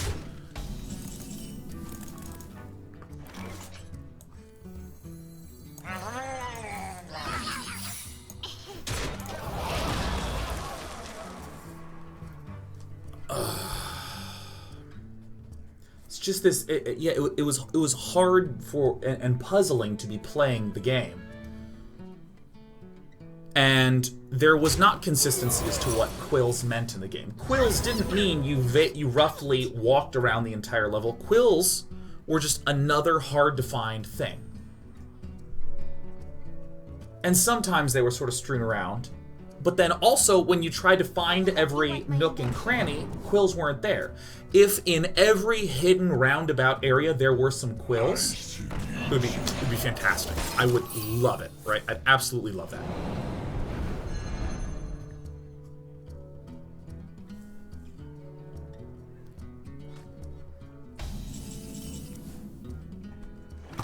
Let's see. So we can do this.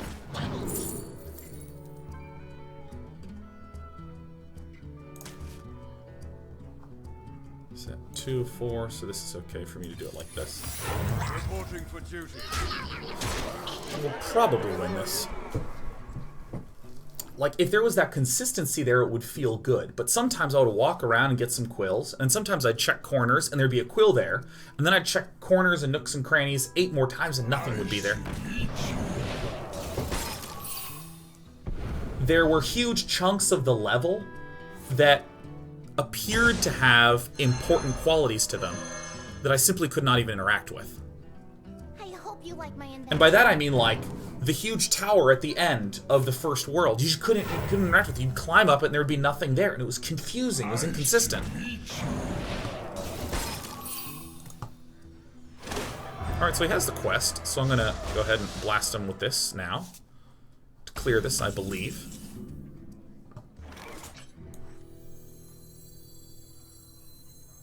I believe this is the right thing to do.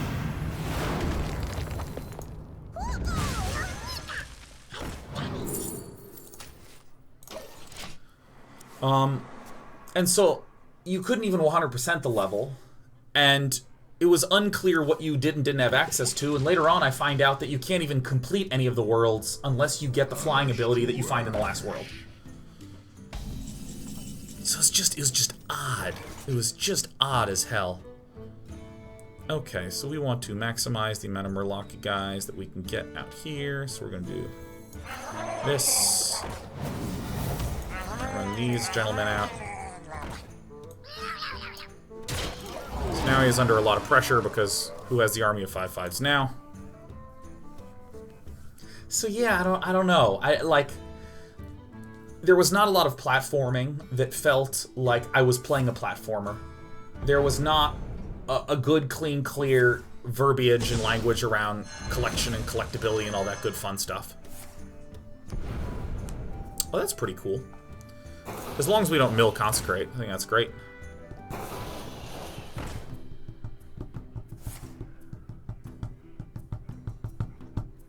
My hand is too full. What do we mill? I couldn't process it. I was thinking about the Banjo-Kazooie point. When that happens, my vision just totally shuts down.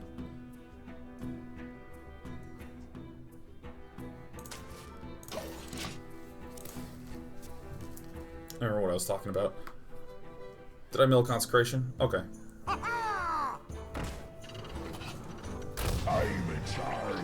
This is a really interesting sort of control-y version of this deck. Bye. Feels solid. Boink. I'm gonna have to doink it with these two, probably.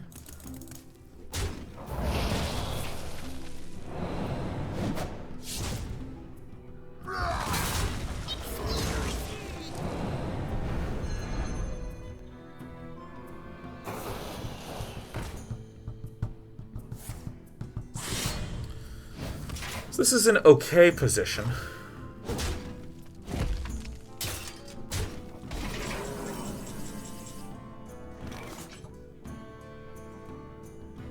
I really need to get a lot of small dudes out.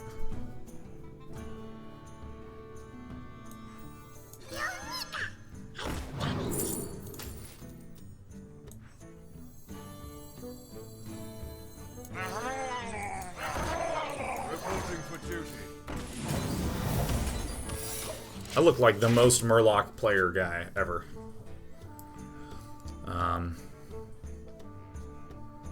This is my answer. Yeah, so that's kind of why it disappointed me. I think that, like, overall, it'd be like a 6 out of 7 platformer if Banjo-Kazooie didn't exist. People would just say things like, oh yeah, you know, that game, this is an okay platformer. If you really like 3D platformers, you might want to check it out. You know, I would imagine that that's how people would talk about stuff. We also threatened to just kill him as well, since he's at 15. So he's going to have to do some answering here.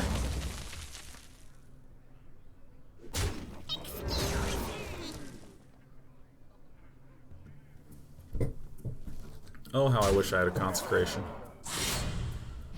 Let's see here. How do we do this and not die? I think we do this and reduce the power of the guy. I think that's probably best. The menagerie is for guests only. That's helpfuler.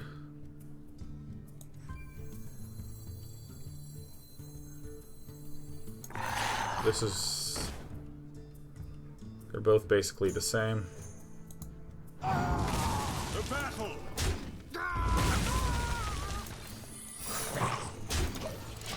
Maybe it would have been better to run out that other guy so I have another target for quality. Woof. Hello, Sheriff. Okay, so that guy dies. And then I almost die.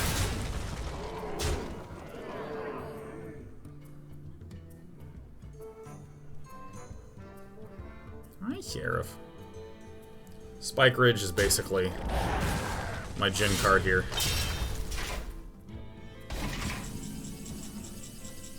Nice. Nicey, nice, nice, nice.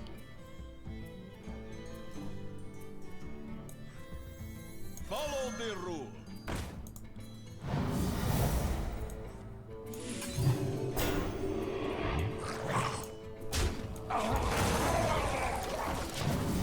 Well played. It's just sap off the top, and I'm like, no!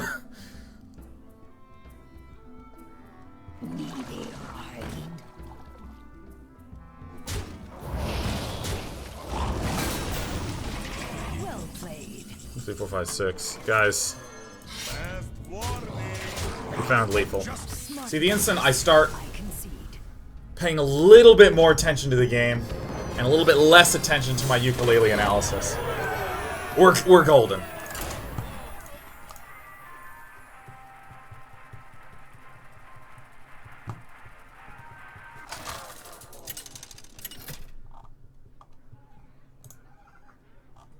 Uther versus Malfurion. I must protect the one. I will fight with honor. Look at this cat. Look at this cat. Okay, who are we against? We're up against a druid. There's the super mega aggro druidy guys. What are you doing? Oh, she's clicking at birds, huh? Yeah, doing a little bird clicking. That's great. It's such a good cat.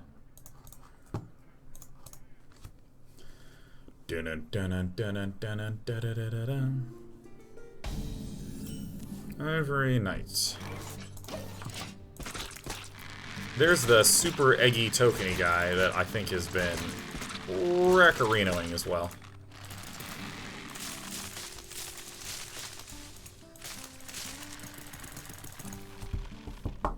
X-Germ says, are there any decent 3D platformers on PC that would be worth picking up? Man, I don't know. I would flip that right back at you and say, are there any decent 3D platformers on PC that would be worth picking up? I heard Ratchet & Clank is great, but I don't even know if that's on Steam. Let's look it up. Steam, Anti-Turtle, Ratchet. No, Ratchet & Clank is not on there. Damn. It's a PS4 exclusive. That's halfway to okay. Reporting for duty. So this is the token druid that tries to summon lots and lots of little things.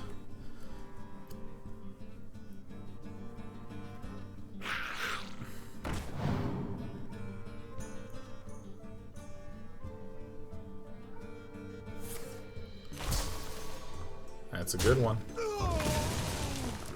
Yeah, this deck is trying to summon infinite little dudes, and then Savage Roar me to death. Follow the rules. Follow the rules.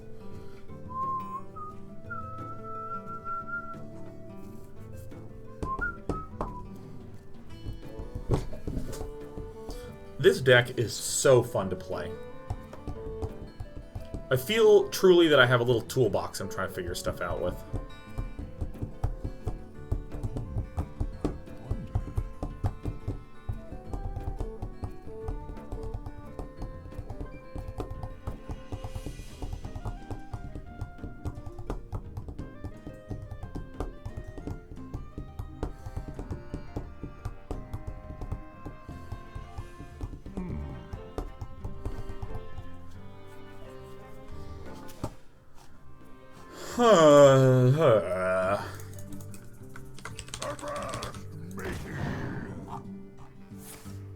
Time waits for no one. Ooh, shit! Well, I don't really know how we beat Soul of the Forest. Soul of the Forest is such a sick card. Last warning. Follow the rules. We are eerily close to death. Aaron Toy says, did this deck feel slow at the quest? I mean, it never even had the quest in it. I mean, we have 2 cards that can buff creatures, so. I think about running 1 Wild Pyromancer in the deck. It seems like it would be What to do? kind of the opposite of what the deck is trying to do, which is to gradually build up a board and crush. I've messed up the early board control stuff, but you're trying to get board control with nerds. And so what I would not like is to be in a situation where I have a Pyromancer and no equality, and I'm like, I don't really know what to do.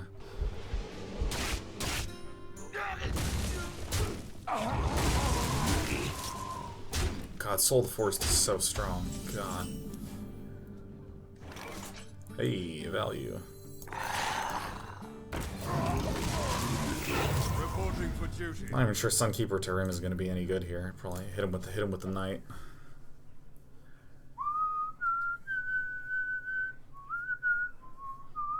Pay attention, class. Oh my god. Oh my god, he's going to mark off Lotus for Power of the Wild Me. Oh my god. I am ready to leave. My name is Sean, and for Christmas, I would like Equality Consecrate. For Christmas, I would love a Consecrate for Christmas this year! Okay. We're gonna be close to dead. 1, 2, 3, 4, 5, 6, 7, 8, 9, 10, 11, 12, 13, 14, 15. If he has Savage Roar, we're just literally so dead. If he has anything that gives him +1, we are so dead. If he clears our board, we're not so dead. Hey!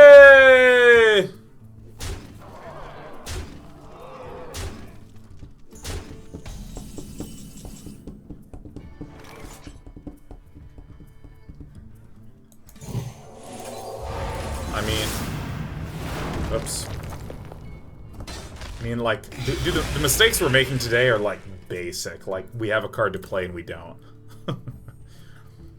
I mean, he can still likely kill, but that was a bit of a nice turn.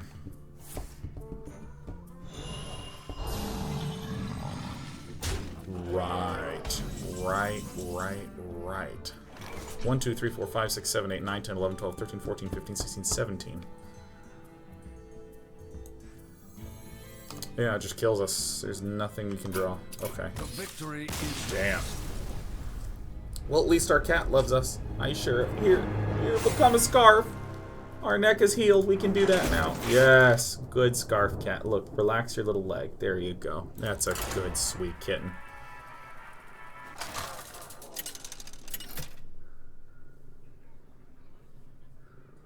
Uther versus Hello. Malfurion. I must protect the wild. I will fight. All right, with Khal honor. Drogo. All right, I think I chuck it all back for my Hydrologist, Galaka, Vilefin, these sorts of things.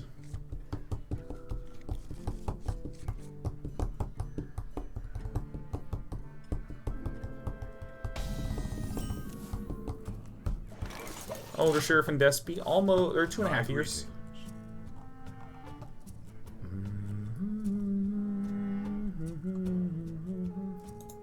The light protects me.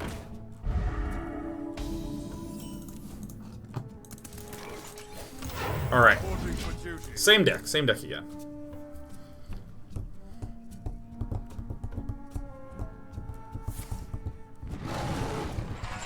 Wow! Okay, so if we're up against a tokeny swarmy guy, which I think is the only deck that would run an Argent Squire, then I think that he must have had an atrocious opening set of cards. This is going to be very good against this deck.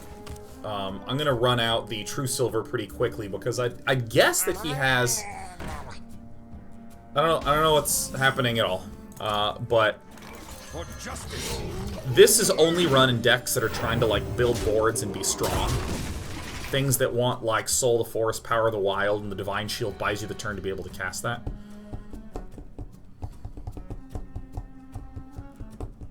So I think that my estimation was correct. Kind of. I thought that it was a tokeny druid, but now I'm not so sure what this is.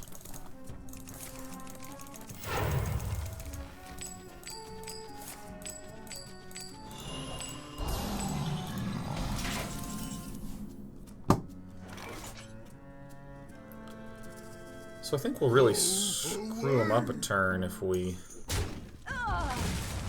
do like this, right? This really hurts, because now he begins this with a mana. And so he basically just loses this turn. Now, he could, in theory, Soul the Forest, but he needs, like, Innervate Soul the Forest. And even then, that's not that threatening.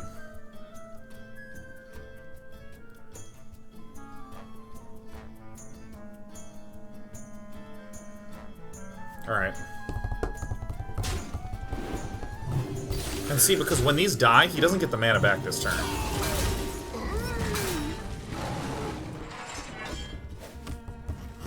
So yeah, I mean, I don't know what the goal of his turn was there. I mean, that was just a odd little turn. Follow the rule. Go ahead and get guys on the board, and then probably Spike Ridge this. I can also Vine Cleaver and Spike Ridge later, depending on what he does. Vine Cleaver is such a nice card, because it's nice in the same way True Silver Champion's nice, except it lasts an extra turn, and then you also happen to be able to get a shitload of targets for Spike Ridge Steed, and, where is he? Sunkeeper Tarim? Yeah, like, I don't get these turns. Because what I can do now is I can do this, and he has to run everything into it, because he has no mana. His mana is currently living.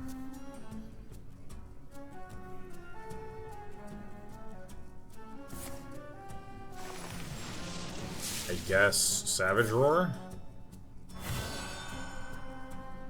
Okay. It's fine.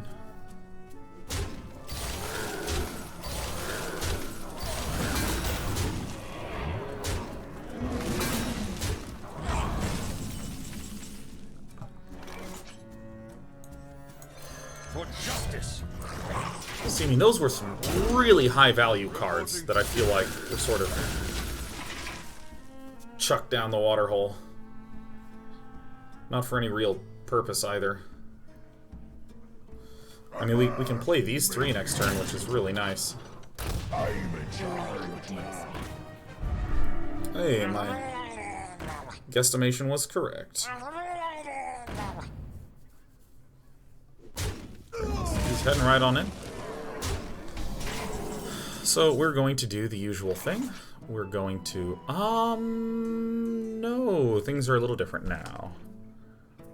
We're gonna hit like this, we're gonna hit like this, we're gonna kill this guy, we're gonna play this one, we're gonna adapt.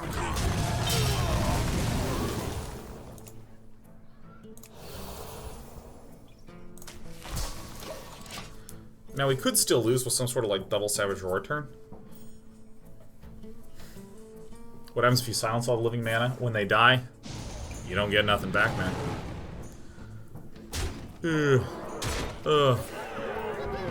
Again, I mean, we still may be dead if he has some sort of combination of cards, but I don't know what that one could be to kill us. Maybe some sort of charger. Alright. So we have to very carefully kill like this and like this. And then we're going to go all to face, so that way we don't accidentally wind up healing one of our own guys. Because if he couldn't kill us last turn, the probability of him being able to kill us this turn is essentially 0. I concede. Nice. Boom. Let's get to rank 4 and then take ourselves a little break.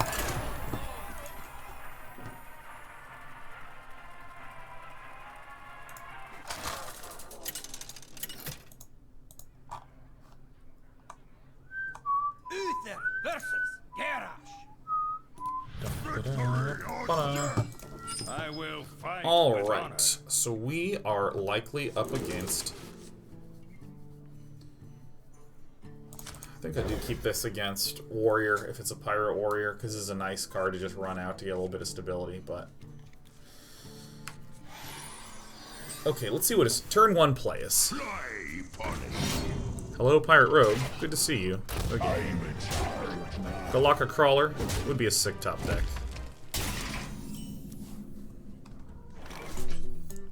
So let's see what we get. Probably something along the lines of a...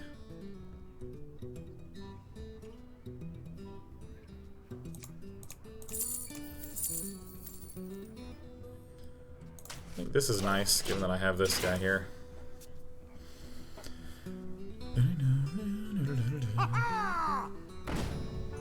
And it summons another Patches. Wow. Damn.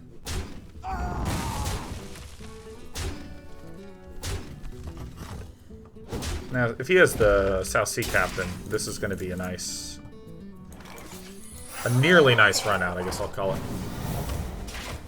Maybe this is, but wouldn't Finja be a nice fit? Blood and plunder. It'd be okay.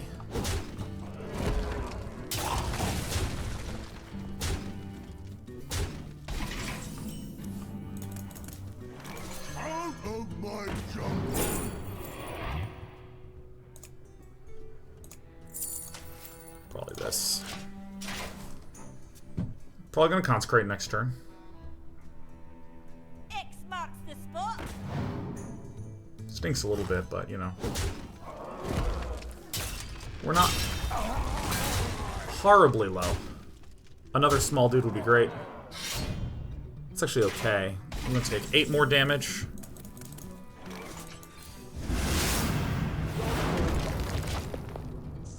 You know, I think I might cut the Ivory Knight and put in another Galaka Crawler. Ivory Knight is...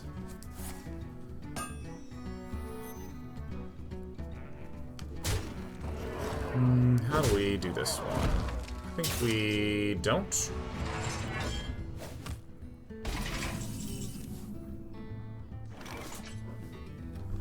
So what we need is a 2-mana taunt, basically. Out of my jungle.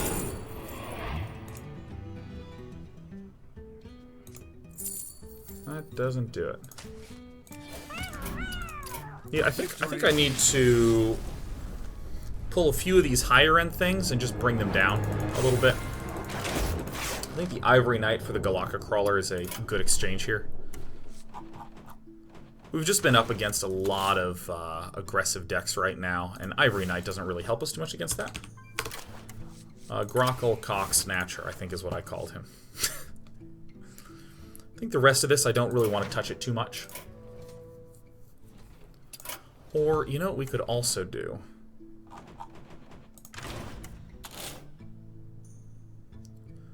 We could remove this and put in this.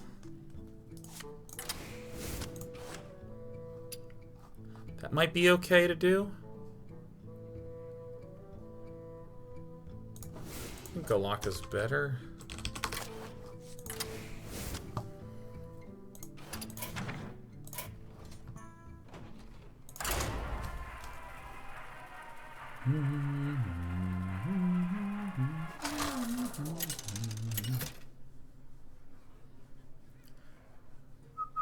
Uther versus Jaina. You asked for it. I will Okay. fight with honor. It is a mage. It is the class that we would have liked to have the Ivory Knight against.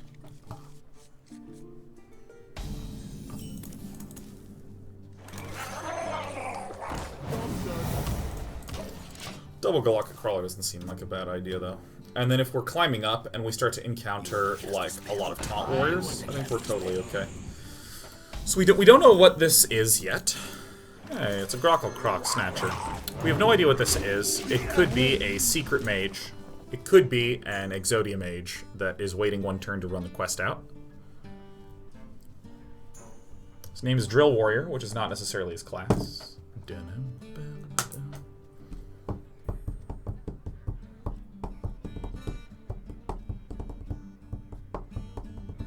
I wonder.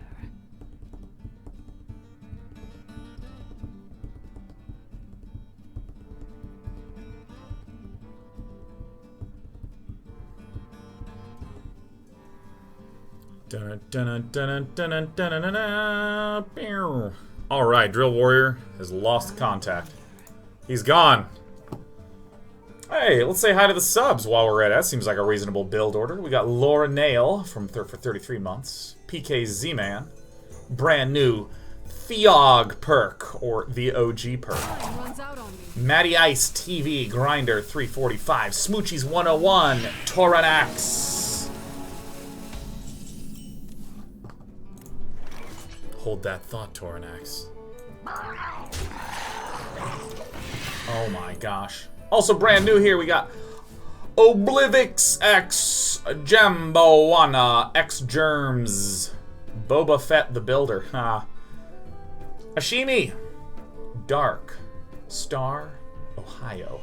Stuffed Rabbit. Ooh, what a name. The Funds one.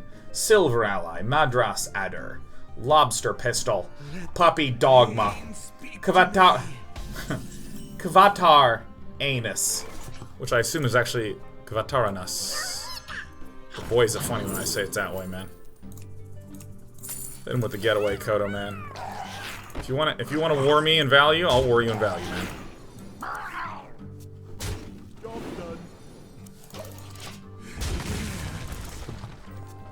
He's probably gonna flame strike. I think he's got me. Wah. Puppy Dogma. Kvataranas. Aaron D. Morgan.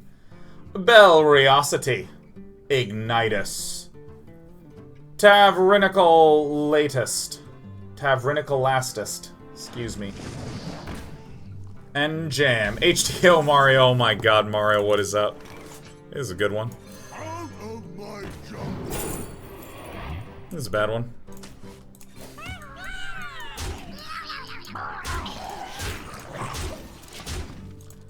HTO Mario, the king of the mech. Hello. Bunnymancer. House of Dark. Decilos. Hitman 2399. Sneegler. Red Trinket 1. Nefarious Bird. Fluff Biscuit. Stokey Drawl. The Pepper Doctor. Meridine. Oh my god, Miramosa. Happy 4-year anniversary. Holy moly. Cold Cybercloud. 15 bits. Says Deck Tracker Hype Man. Oh yes, the Deck Tracker is being so well received. Bolage. Metathulu.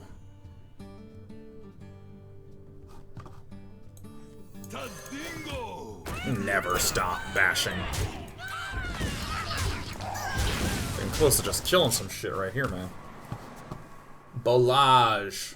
Metal Thulu. Let's see.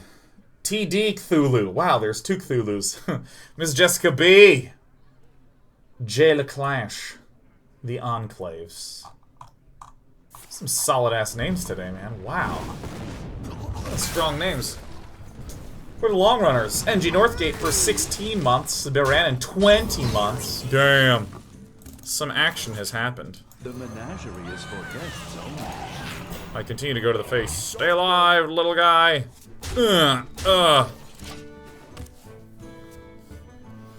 This is the beating of his ass. His ass. Oh yeah. He better freeze that guy. Alright, he loses.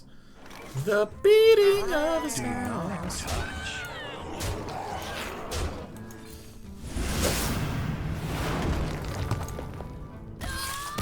Got him! The Flam.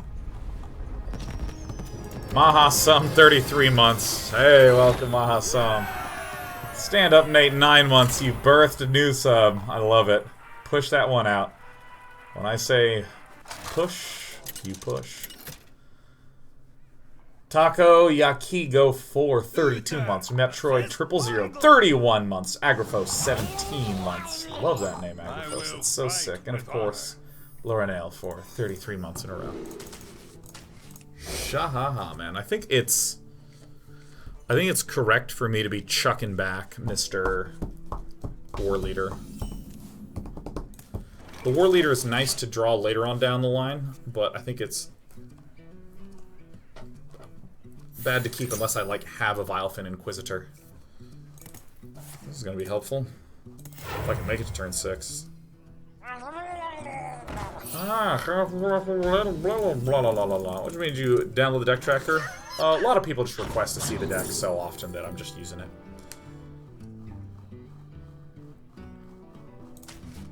Seems like the most reasonable choice.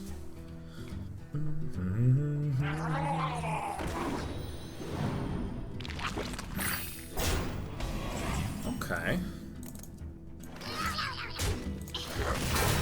And it's good to just do this right away, so that way we can continue to build a board. Now, a real question is, do I consecrate on this turn? I think I don't, because I think we're doing okay, and also it's now a terrible decision.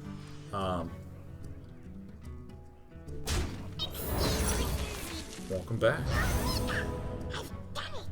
Wow, that really worked. That easy.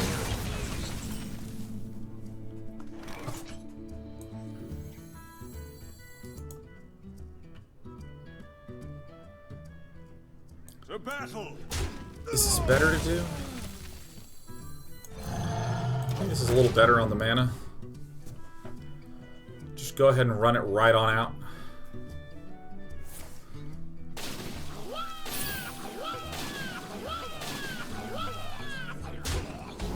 Okay. Fucking smart. We have a quality Consecrate still. He's pretty close to being able to hit us with the Primal Fin, but we're okay with that. Spike Ridge Steed is a terrifying card for him right here.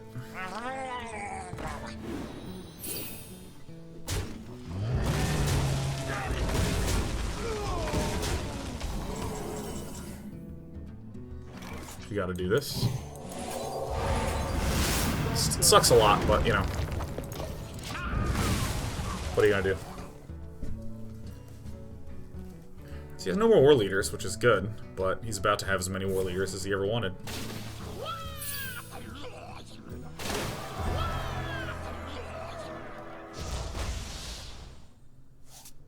Do you have a Rock Pool Hunter? Okay.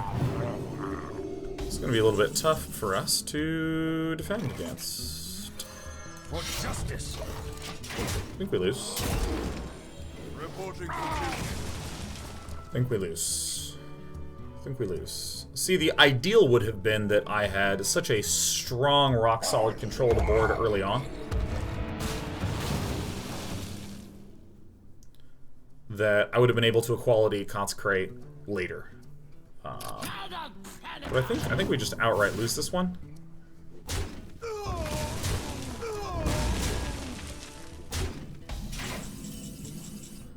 We'll see, though. We're starting to get some good draws. Draws.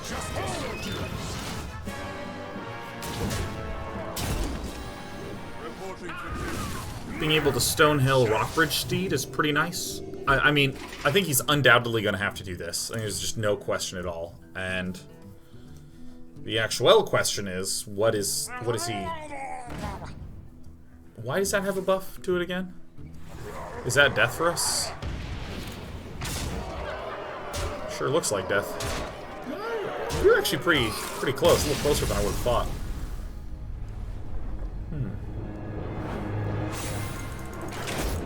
Alright, well, the grind continues. Got ourselves a positive win rate on the day. Collision, 49 months. Hell yes. Collision! Oh, yeah, that's right. He played the 2-1.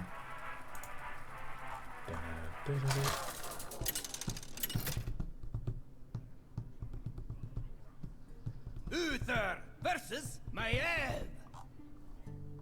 None can escape my fury. I will. It's fight. a rouge! Alright, let's go ahead and get the low drops, huh?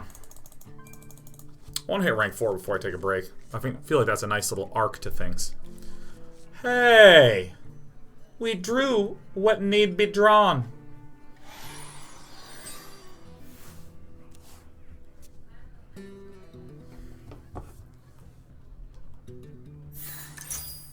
Alright. Actually, I'm just going to take a break after this game. I have to use the restroom. Have played Exodia Mage yet? Yeah. A Nobel Sacrifice. Maybe it's good to run out both of these. Could be cool. Probably so. Yeah, I think so. Run them all out. Well, actually...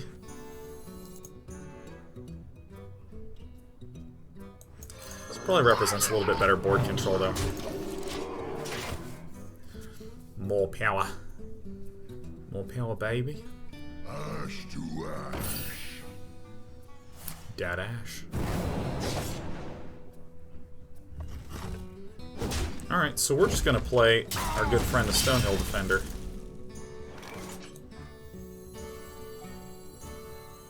Is that really what I'm gonna do? Yeah. I think it's gotta be.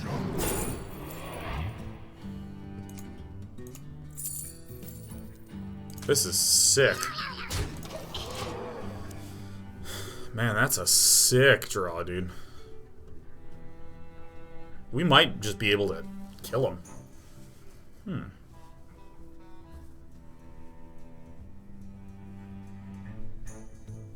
mean, he's gonna have to pop me here.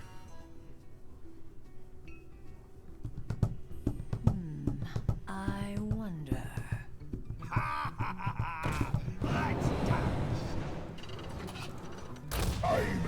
Guess he can kill it now? Going like bam, bam, bam, and I just keep drilling into his face or something like that.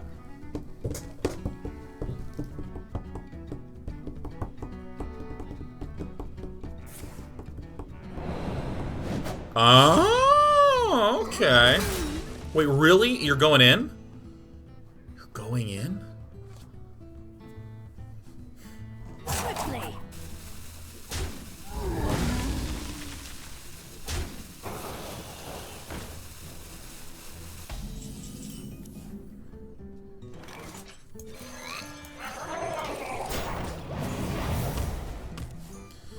Okay.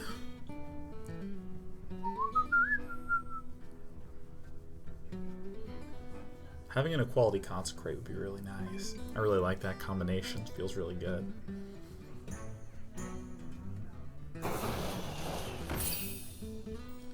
Igneous Elemental. So the instant he is like about to complete the quest, we just clear. Alright, he completed the quest. It's time to clear. So we're going to hit, play this and this, right? So he only has 2 minions, which is, I think, deal withable.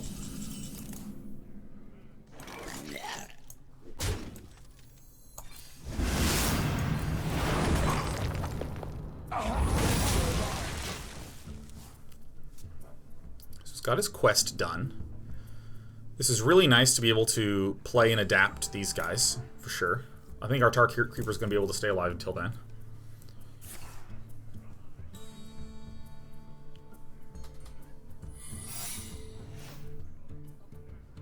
It's going to be the Tar Creeper, for sure. Oh, that's dirty. That's really dirty. That is profoundly dirty, dude.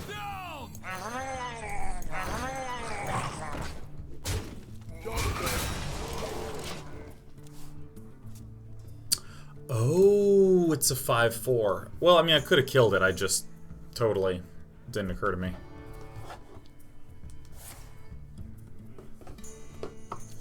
If we dodge the boars and the pirates, that's good for us. Dodging boars, dodging pirates seems like a Gosu build. What is this anyways? Is this Noble Sacrifice? It is. Wow. It's pretty sick. Completely forgot I did that. Huh!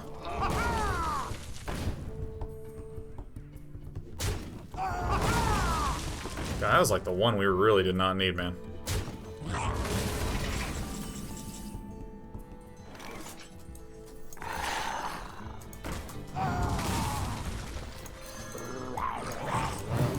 I think we're still vaguely okay. Vaguely, approximately okay. Hi, Sheriff. Hi. Sheriff's on the castle again.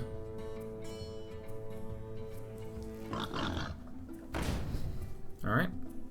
It's gonna hit us with the boar, which is fine. So I would surmise he has bounce cards or some such thing.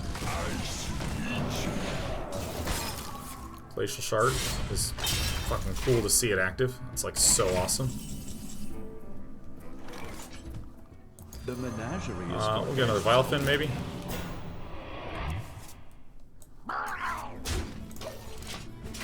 He's gonna have to put himself a little low here. I feel overall pretty good about this game. How many pets do you have? Two? Two baby cats? Feels nice. Okay, 1 minute. I do want to hit rank 4. I do want to hit rank 4.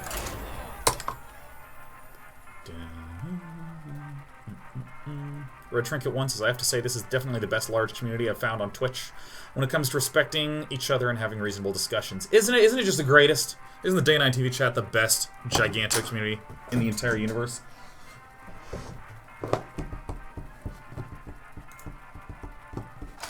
We don't even really have that much super active modding going on. Very small amount of mods that are given very light instruction. It's great. Let the hunt begin. It's primarily a community of people that are just awesome, friendly people.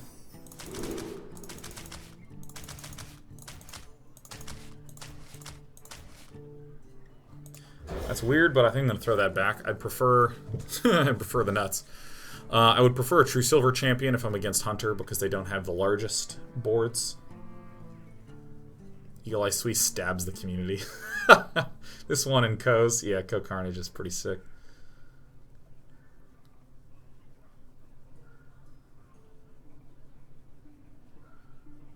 Solid Cyberclads. 6 months. Whoa, yeah. Vijayan. Like 56 months. Oh. Alley Cat. Claw Macaw.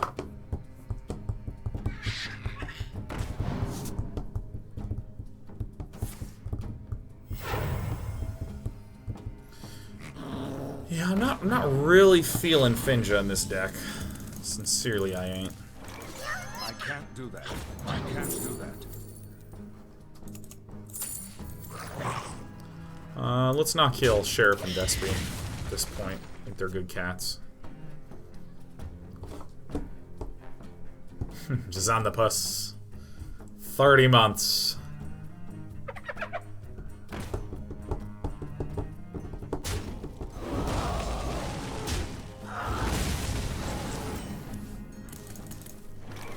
Follow the rule.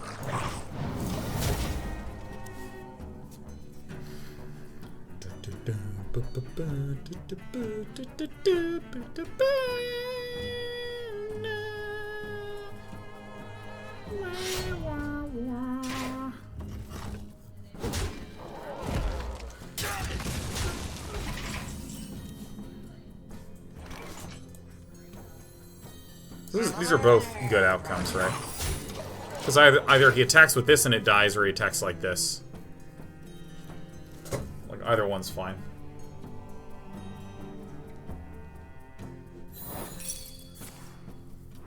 So that's good. It's good. It's a positive outcome for us. I just think that we don't have the greatest board of all time.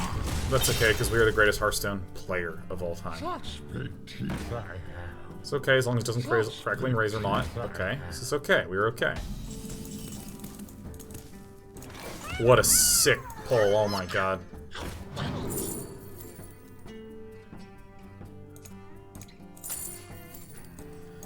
I mean, this looks like a really weak-ass play, but I even think that getting a 1-1 back is excellent. And then he's going to want to pop both of these for sure. Nice. Huffer. Yes! Welcome back! It's the only time I've ever been excited about Huffer. Everybody's back now. Kill him! Yeah! God, look at that. I'm still at 24 health. That's amazing. Rarely get a run out that good. Now we got Vine Cleaver here. We got True Silver Champion here. Got Lay on Hands. This gives me the sensation of a win. If he hits us with the Lion King, that's still pretty bad, but it's manageable. I think this is clearly the correct play to do like this. Gonna be getting a little low, but then we can Spike Bridge Steed and keep clearing, which is great. And then we have a Lay on Hands for if we fall to like 10 health or something like that.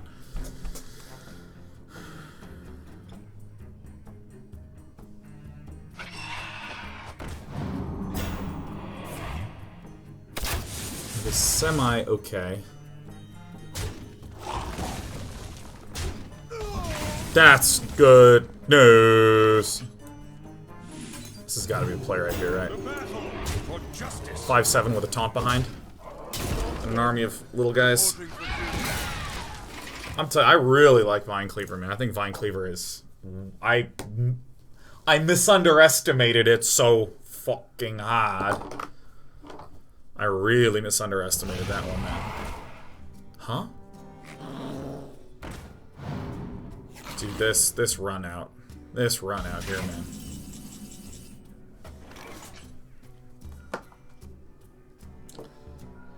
Okay, so what we're going to do is definitely like this and like this. This summons more dudes, and I don't really want to take the damage. Let's see what we get out of this. Fine, keep building the board. I mean, this is free, so that's good. Let's play this. See what we get. Tyrion's good. Blood and plunder. Is this a beast? To battle. So the only thing that we lose to now is if off the top he bangs down double Animal Bite. Is that right?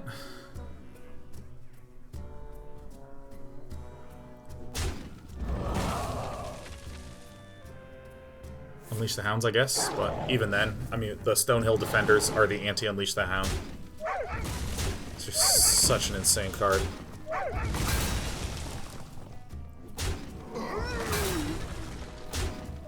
God, and I get a 2-6 with taunt out of that. Oh my God, we're in great shape. Okay, so 1, 2, 3, 4, 5, 6. We're one off lethal unless we draw a Spike Ridge Steed. I think I am going to do this play because I think it is the most powerful one.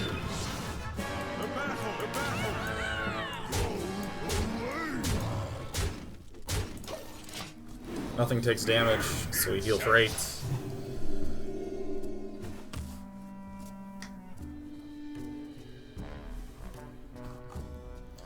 Oh, Carly sort of says, don't you love the flavor between Lost in the Jungle and Vine Cleaver? Oh shit, that's so good. Lost in the Jungle, summon 2 1/1 Silverhand recruits. Because they're lost in the jungle, and the Vine Cleaver, you're cutting mines and you're finding the lost 1/1s. That's on point, man. That's tight.